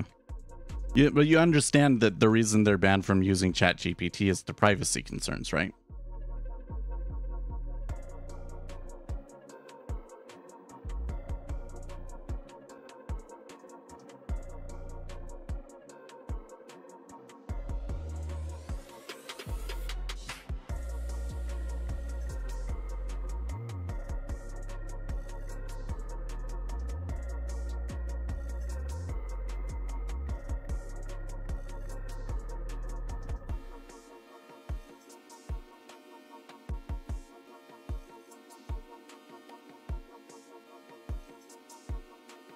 Sometimes I believe ChatGPT is just a web scraping tool. So do you guys realize, I don't think that the public realizes how ChatGPT works, what it's actually doing. So I've been reading this book, Machine Learning in Finance. Okay. I'm only in like the first 2 chapters so far. Right now I'm in Bayesian learning, which is already like kicking my butt. Like all of this math here and everything, I think I need to understand this math a little bit better. So today, if I have some free time, I'm going to go down through and make sure I understand and study these equations a little bit better. Okay. So anyways, machine learning. There's 3 different, well, there's more than that, but I'm going to talk about 3 different types of models that you can use for machine learning. Okay. One is supervised learning. So what you do in supervised learning is you come in and you can say, here's a set of data, right? And then here is the result from that data. So it was like, here was the thing that we had that we're trying to predict from, and here's like the results that we get, right? And what you can do sometimes is you can label. So like if you don't actually have result, you can have a human come in and label it and make a decision on what the result of that data was. Okay, it's called labeling. And then you set your machine learning algorithm on that supervised learning, and it uses that to figure out, you know, what the relationship between them is, right? Okay, that's different from like unsupervised learning, where you just give it like the data set and it's able to figure out like what is supposed to be happening on its own. So there's no, it doesn't require the programmer or the, you know, the data specialist, whatever, to tell the robot things. It can figure out the performance on its own, right? Then there's also these, and these are the ones that would kind of be more relevant to us, is like reinforcement learning. So a reinforcement learning is kind of an issue where there are multiple different paths of action that you can take. Right. So if I come in and I take on a position right now, then that prevents me from taking on a position later on. Right. And so what was the correct thing to do? And because you can't go back and change history and see what would have happened had you done the other thing, it's hard to sort that out. And that's how reinforcement learning is kind of able to sort out the missed opportunity and so forth, to figure out like what would actually be the best course of action based on trying to optimize a certain reward. Okay. So ChatGPT is a neural network, which is kind of like more of an unsupervised learning sort of a setup, right? Which is that you come in and you put it in on all of the text that they've found on the internet. So they basically, they scraped the web and they put all of this, you know, they have to translate it into just pure text and into a way that the machine learning algorithm can go and do its thing on it. And then, you know, that's the main thing that the neural network works on. Okay. And we've had that kind of a machine learning thing on text for a long time. For instance, you have it on your phone. When you come in on your phone and you type something and it gives you a suggestion, that's what it's doing, right? Okay. But you notice that if you do that on your phone, you get a lot of stuff that just seems like complete nonsense, right? So what they did was they added supervised learning on top of that, which is to say, ChatGPT would give a response, and then they have an army of people looking at all of the responses and saying that response was good or that response wasn't good, and maybe some reasons about why. Okay. So the thing that makes ChatGPT valuable, the thing that is difficult to duplicate, is not the algorithm itself. You can go out there and see the GPT algorithm. You can totally do it, and even the reinforcement bit on top of that. Not the reinforcement bit, the supervised learning thing on top of that.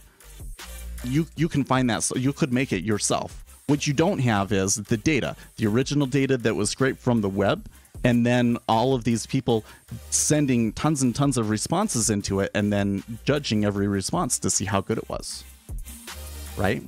So today, ChatGPT today still has these people. And every time that you go and you ask ChatGPT a question, somebody else comes and looks at the question that you asked it and the response that it got and rates that response. Okay? Think about that for a second. I don't think that people realize that. Okay?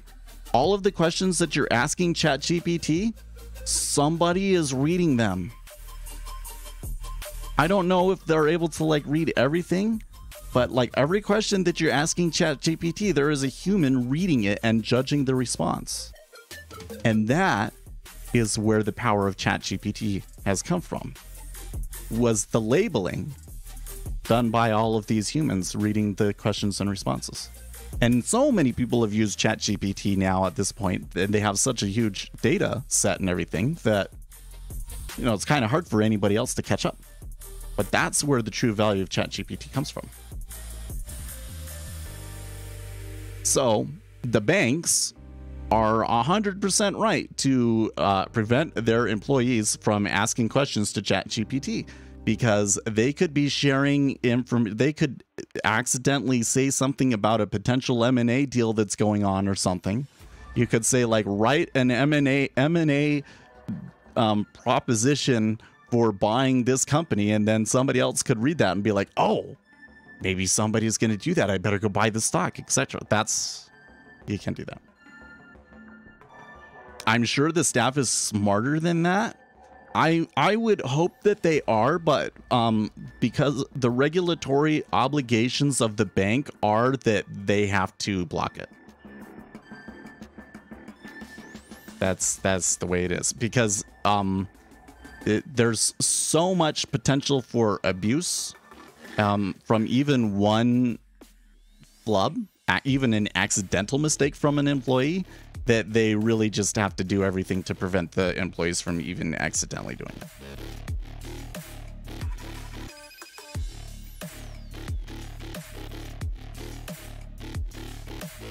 It's to stop Deutsche Bank employees from asking ChatGPT what it thought of their employer and telling them to stop working for a money launderer. That might have some of that going on.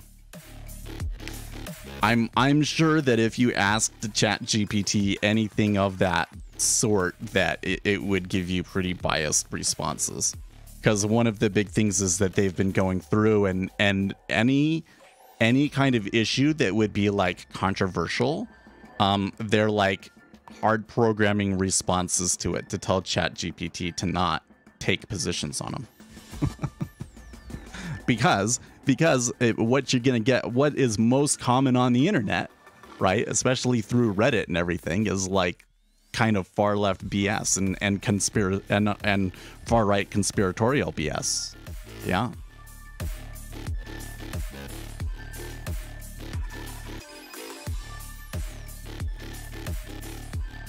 Okay, so right now we're down a little bit below where my average position was. But we're right at my break-even point. So I think what I'm going to do here is I'm going to try and scratch out and start rebuilding the position here a little bit lower.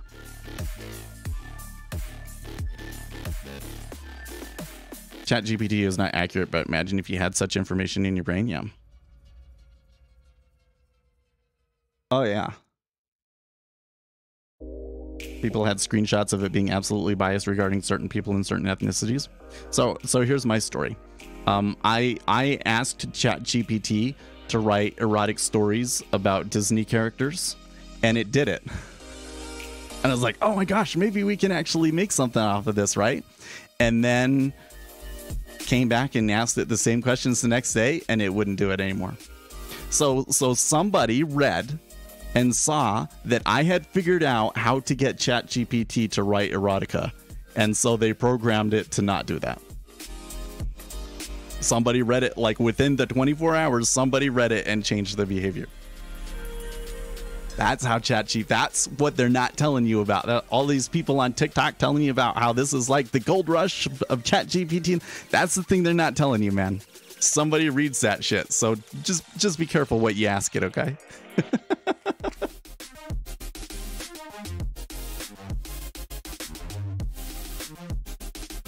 Now, what we need to do then is we need to take these algorithms which are publicly available and just go and scrape like Literotica or something like that. Of course, there'd be some kind of copyright issues, but we might be able to find some way of public erotica stuff and then make an erotic chatbot. And then do the same thing, have people judge the responses. Could be $1 million enterprise, don't you think? So I did scratch that out at 11.5. That reverted back to 13 way faster than I thought it would. Oh man. By the way, how's the heat of our camera doing here? Oh, it's still pretty hot, but it's better. Because I was gonna try and get in here. The market maker's like, oh, okay, let's humor Seth. He's coming back down for me. Thank you, sir.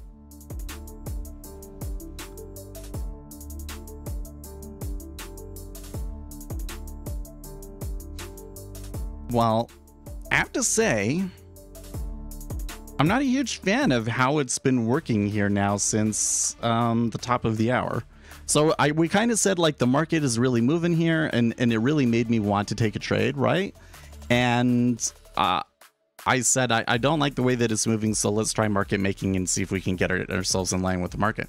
But since then, it hasn't really done anything all too eventful, has it? So I think that we got into a situation where the market really like breached some of its like alarm levels, and then as soon as that happened, the volatility immediately contracted, which is always a really sucky trade for a retail trader to be in. So I think I count myself lucky. I managed the risk super tight on this. That did result in 3 trades and a minus $10 loss, but that's really good for me in that situation. So I think I should be happy with that. I guess there's 30 minutes that we could try and pull something out, but I'm not seeing the opportunity now. It kind of seems to me like the 10-year is still kind of sell. So it might not make sense for me to try market making it long. So we try market making it short from 13. Well, let's just cancel that for starters.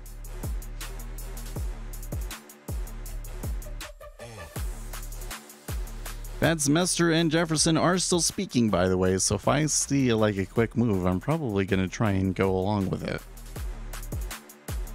Inflation risks still tilted to the upside.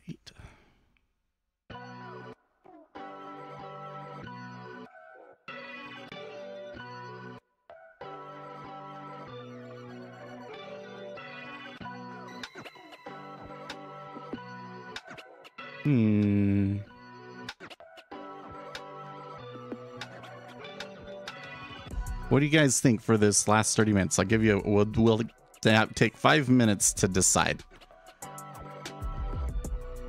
Start a poll. Question mark, long, short.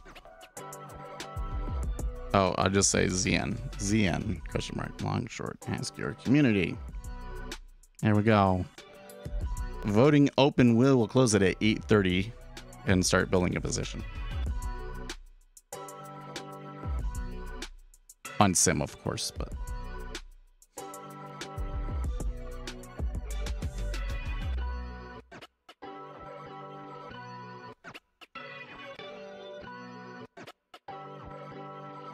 Weird that you didn't get a pop-up in Sierra to roll. Oh, that's interesting. I really wish that Ninja Trader had better ways of rolling. Because it really sucks to come into every one of these and try and roll them over.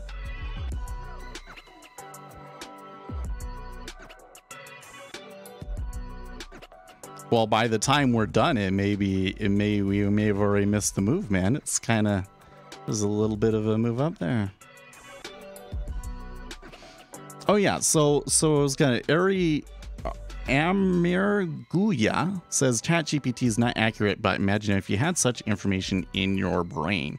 Okay, so this is where machine learning gets kind of interesting, and where I'm kind of learning some things from this book.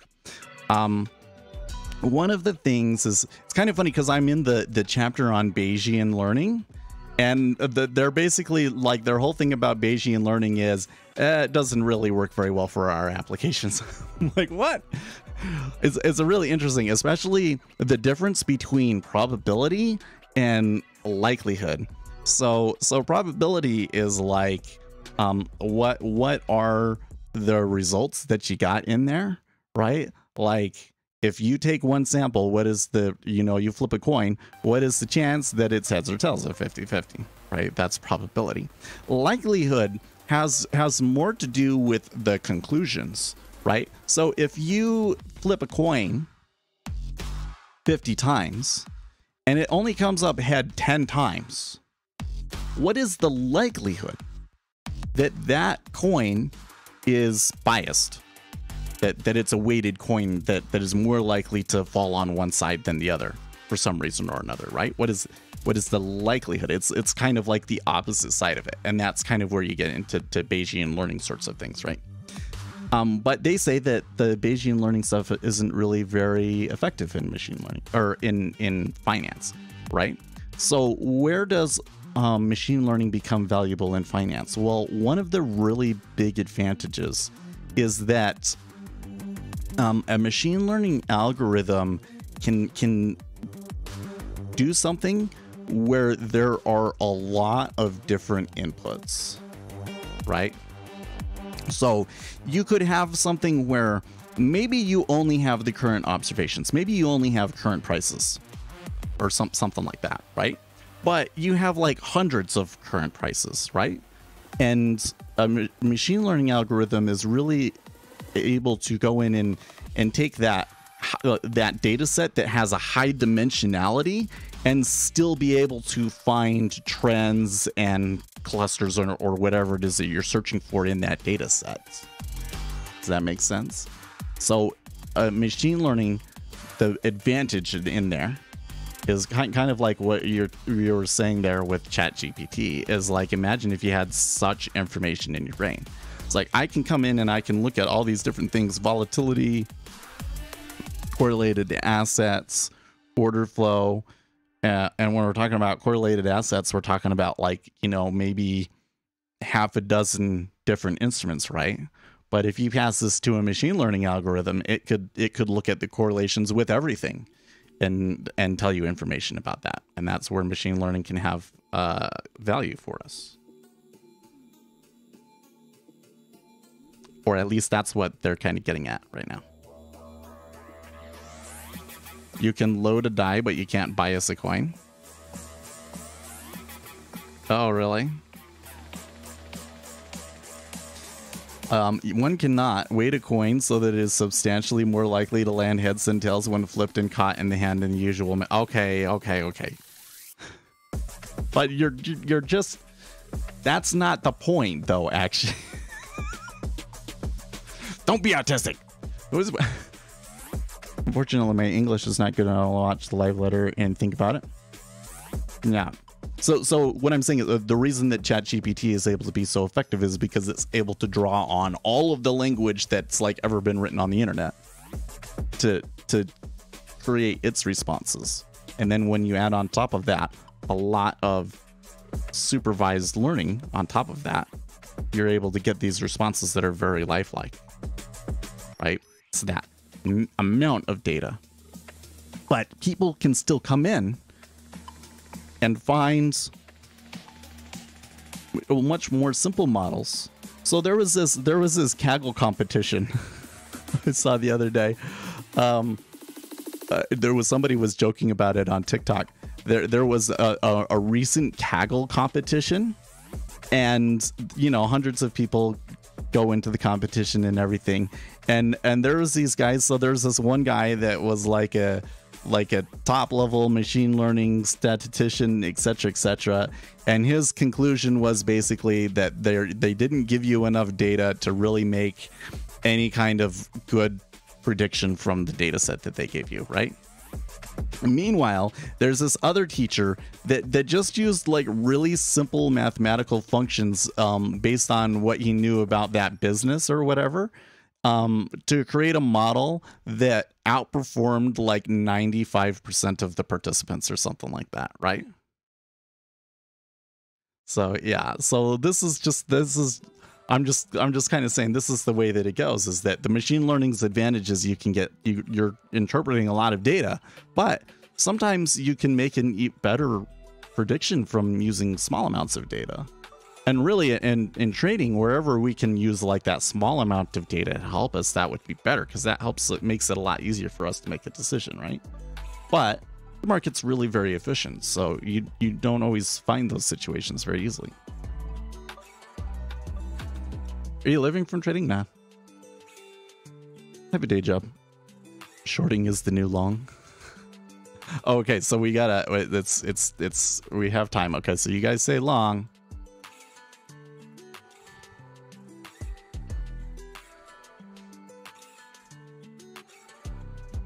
Still kind of looks short at 12.5. I'll still keep it low. I'll only use 2 contracts.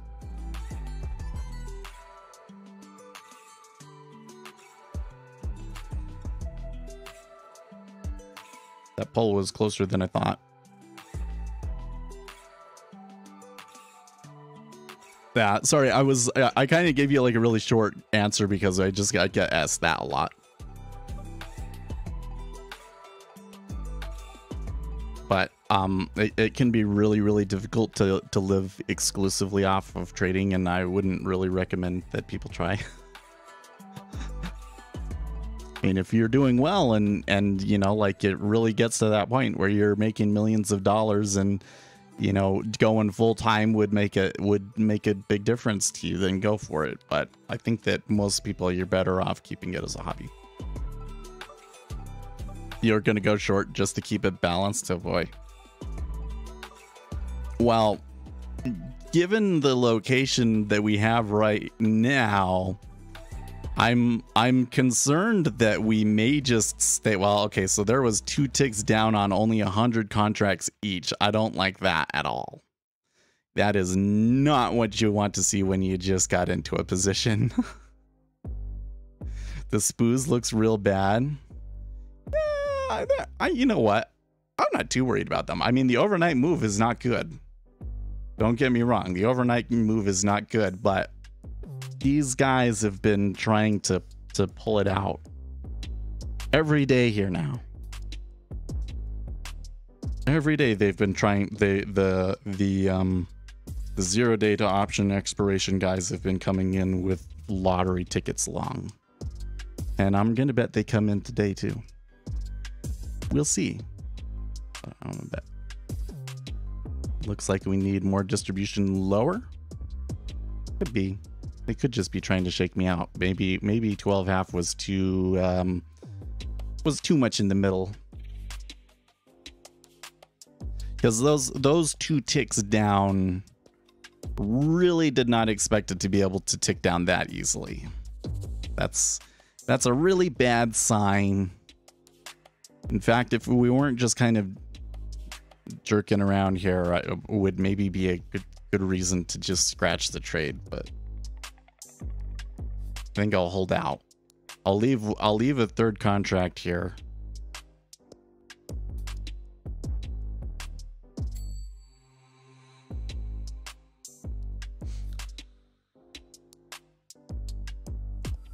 Like if it really gets bad, we can try and YOLO it out.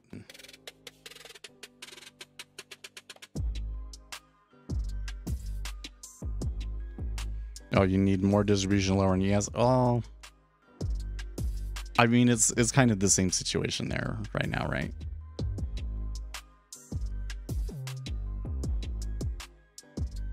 this? Wage inflation too high to be consistent with a timely return to 2% inflation, says Fed's Jefferson.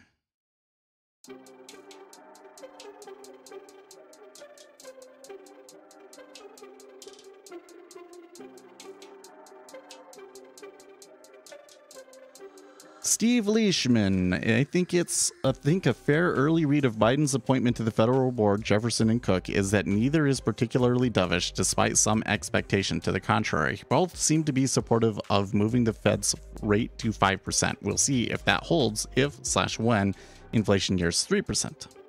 Yes, I did already roll my contracts.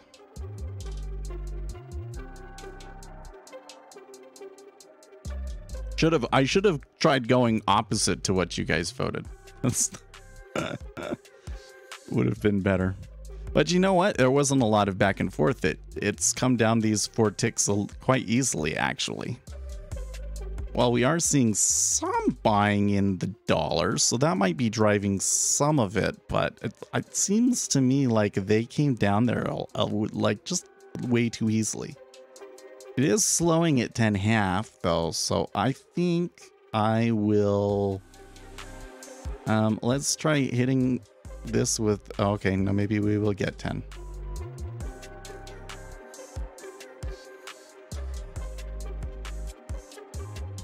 I was gonna. Okay, it's already too late.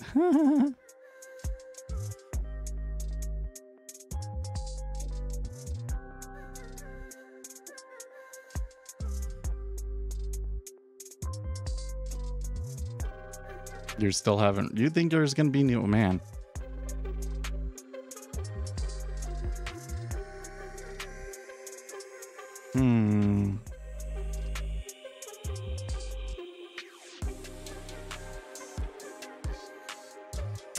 I don't think that I would be willing to make really strong predictions like that in this particular situation, because it's a Friday and things have kind of like really slowed down. So we'll see if this doubling down works. If it doesn't, we puke a little bit lower.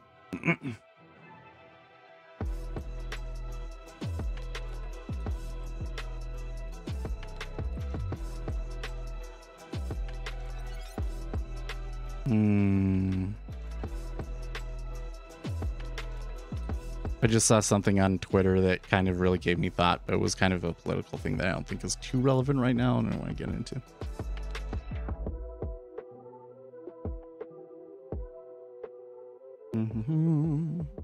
Oh, there's another little tick lower.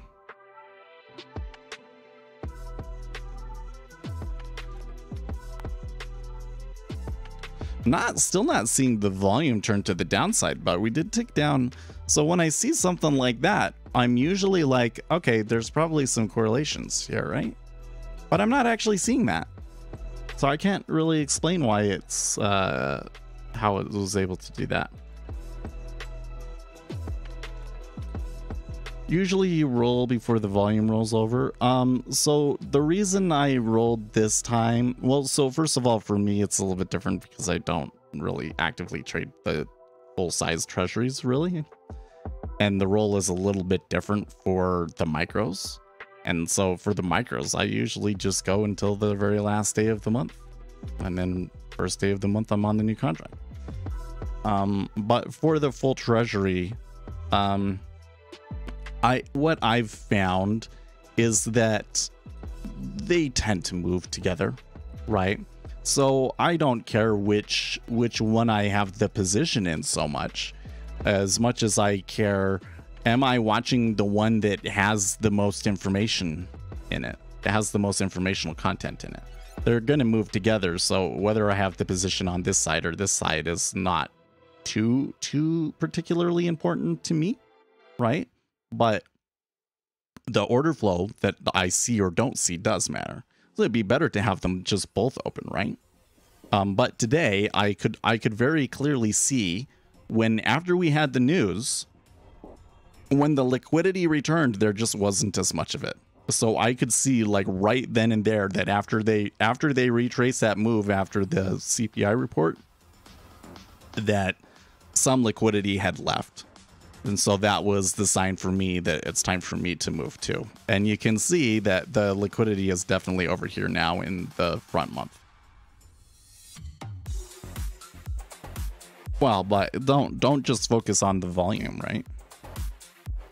I mean, the volume is part of it, but that's not the only thing that I would look at. So if I come back in here, I'll pull up March here.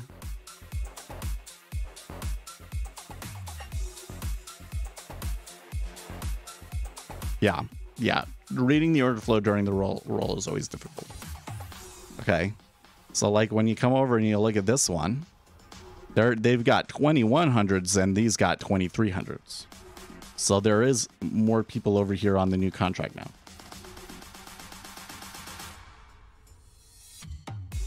There's still enough activity and liquidity over here that if you had positions on and everything, you're probably just fine. Like, I don't think that that's an issue for you, right?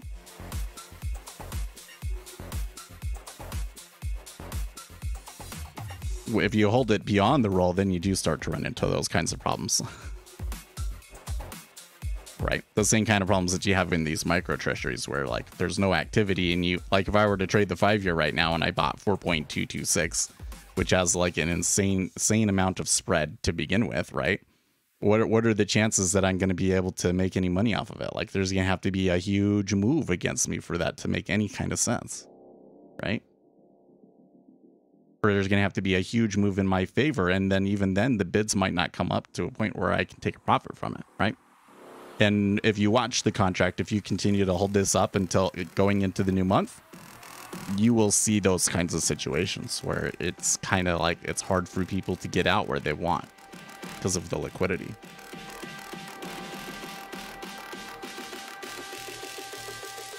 I would like to see retail. Well, listen, even if it's one contract, it's kind of a problem when they're only when there's like spreads and stuff like that.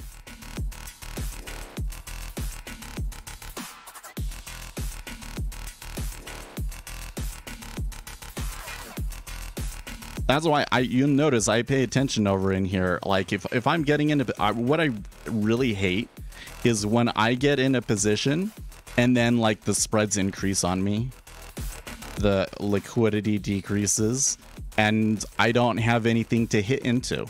So it's like no matter if I want to get out of a position, the price that I'm getting sucks. Right? It's not like that the market can't handle your orders. It's that the market maker has such an advantage on you and he gives you a crappy price, right? When there's more liquidity out there in the market maker can't play that game with you as well, right? So you get a tighter spread and you're going to get a better exit price when things are going against you, right? So you watch this one when if Waylight came back in 2 weeks, the liquidity looks very different and you know, you get some stops. If you were to put stops in there, I think you'd be unhappy with how they turned out.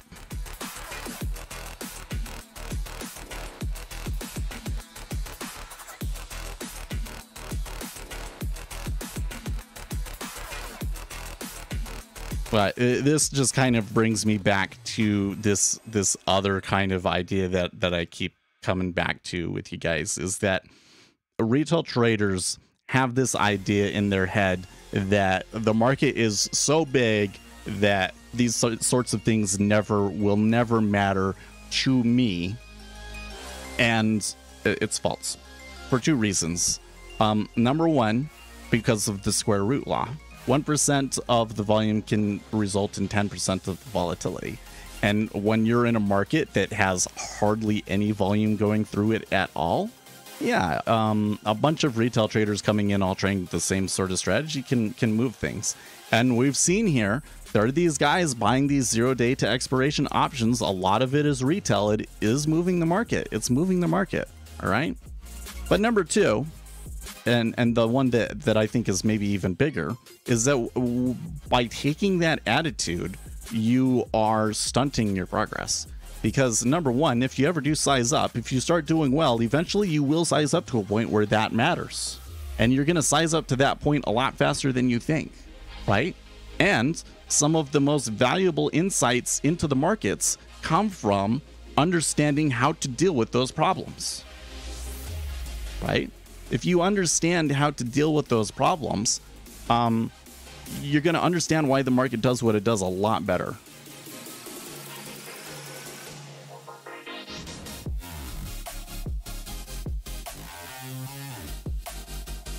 The fact that I see this question, how many contracts can the market absorb without moving price every week on Reddit? I think retail traders don't have. Well, you know why you keep seeing it on Reddit is because they're trading these freaking coins that have like zero volume in them. That's why they're going at. Okay, here is a math question about the square root law. Are there a certain number sequences like in a set that market makers use to provide the pricing sequence in their limit order books? For instance, there will be a price that is too far away from a value area that they are no longer willing to provide liquidity. Okay, so they do kind of do it like that, but I would say that it's really more about the volume that comes through. So there is a certain amount of market orders coming through, short market orders. If they see the imbalance between buy and sell market orders is a certain amount at which they feel compelled to pull their bids, right? It has a lot more to do with the volume, because here's the thing. Just look at what we're doing right here. All right. So I started with 2 contracts and I was able to take one of them off at a small profit, right? And then it moved against me. So when it moved against me, I added another 2 contracts, right? And now I'm trying to average out my position for a win, right? What would have happened if I had taken 4 contracts at the very beginning? I would have had to have taken, to be able to be getting out of the same spot that I am now, I would have had to have taken 4 contracts the other side as well, right? And what if it continued down on me? Now I'm losing twice as much, 4 times as much, right? So the amount of volume makes a big difference. Of course, if the market just all of a sudden moves down 10 ticks, even on low volume, that's also going to cause the market maker to pull their orders, sure. But the thing that's, I think, is the most influential is the imbalance of the market orders, right? See, this thing, retail traders can't move shit. It's not true, dude. You can here's the thing. If you have not calculated it, don't say what is or isn't practical for how to move the market, right? Because these are things that can be quantified very reliably. And it's worth doing the exercise just to understand the math of it, because it helps you understand why the market behaves the way it does. Depends on whom you're calling retail traders. Well, there's this whole question of like, okay, 0 day to expiration. How much of that is actually retail? Because we're being told that it's retail, but it might be more. And everybody always says, well, the retail traders, they don't mean shit, sort of a thing, right? But like, here's the thing. Okay, I'll just give you an example. Okay, with Andrew Tate's trading room, I'm sure that room is smaller than it was. Okay, Andrew Tate's trading room, or a better example, warrior trading. Okay, because we know that this is happening with warrior trading, right? They come in to a stock with a low float, so there's hardly any liquidity out in there, and then he buys it, and then they all see him buy it and they try and buy it. It moves it, and then he exits out on them. Don't tell me that the retail traders can't move the market. They can.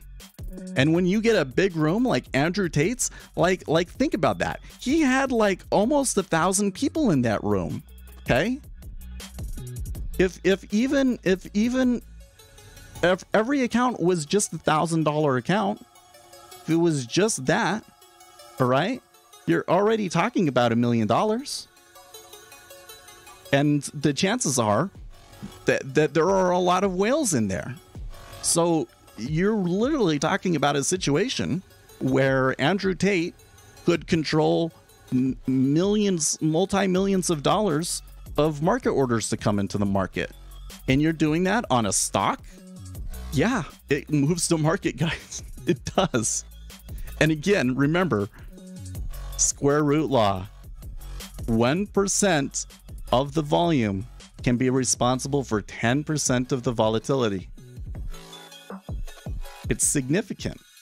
That's the thing, is like the amount that a little bit comes in and does can have a big impact, right?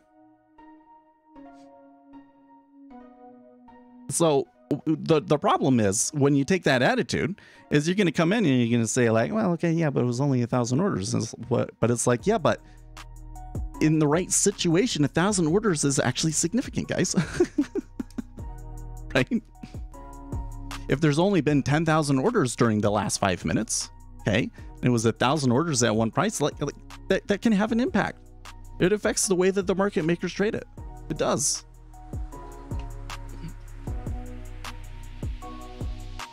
Yeah, well, they are low floats. But and like the other side that you got to think about it here is like you're only thinking about yourself and your own volume, but you're not thinking about everybody else trading alongside of you, right?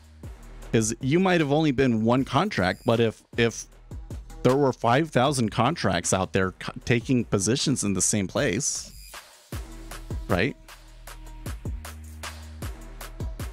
And especially since, you know, you as a retail trader often wait for other volume in that location for stuff to happen, right? Yeah, you can easily get yourself caught in situations where then the market maker starts to play that game with you, where, you know, you want to get you want out, but you want to like break even, and they won't let you, and then you have to bail at like, you know, 2 ticks lower.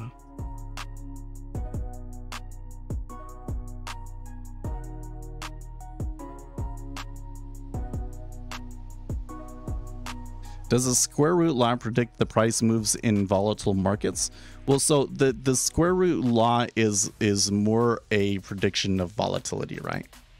So it's saying, given the historical probability and the historical amount of volume, a meta order of a certain size will lead to a certain amount of volatility in that market, right? That, and in a way that follows the square root law. So small amounts actually have bigger impact than these large amounts, right? That's the counterintuitive thing about it, is that you come in and you say, okay, well, my one order doesn't move the markets, but like 20,000 contracts, that's a big deal, right? And then you see like 40,000 contracts trade at an area and a price, right? You would think, oh, that's like twice as many contracts, that should have twice as big of an effect, right? But it doesn't actually. It only has 1.5 times as much of an effect, because it's a square root law.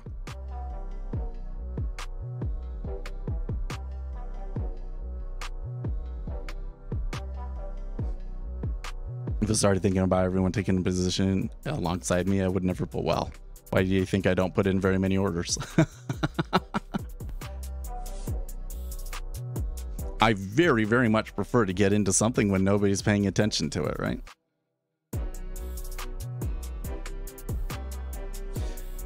Okay, well, you know, for experiment's sake, I would much rather wait and see if they come back up to that 13, but since we only got 5 minutes left, I'm gonna try and just take the 1 tick. Too much thinking. I'm just telling you guys, look, market impact is the gateway to the deeper market knowledge. The reason, one of the big things holding retail traders back, keeping them in this la la land of technical analysis of price, and never progressing past that is their insistence that they're so small that I don't ever have to worry about that stuff.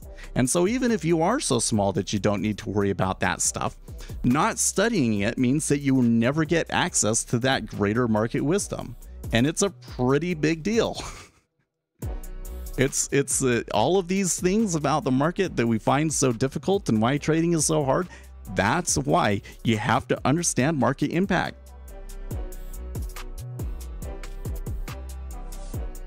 Yeah, I want my orders to have impact. Well, I like that too. I do on the micros. I do believe I try and place my orders in a way that they will have the most impact by trying to catch the edge. And I do think it has an influence. I really do. My trades do a lot better when I'm able to hit into it aggressively and force them to change their price. Or, well, not force them, but you know, I hit into it and they stack. It works a lot better than when the limit orders.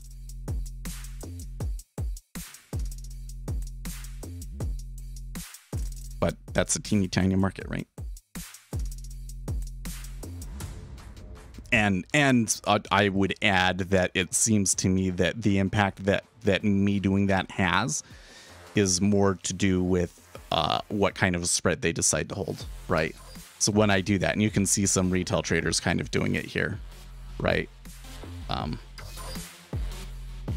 There's at least a 1 tick spread, and it wouldn't surprise me if they open it up a little bit here if they keep going down here. I'm way more relaxed watching order flow over charts.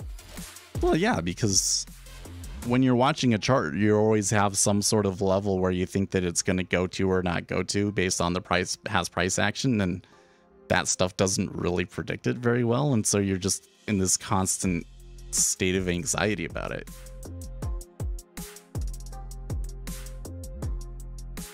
Whereas if I'm watching the treasury, you know, like if I got into a long here, you know, I'm not really concerned unless I see a lot of selling against me. It's like I have to see orders going the wrong way for me to get concerned about it. Right?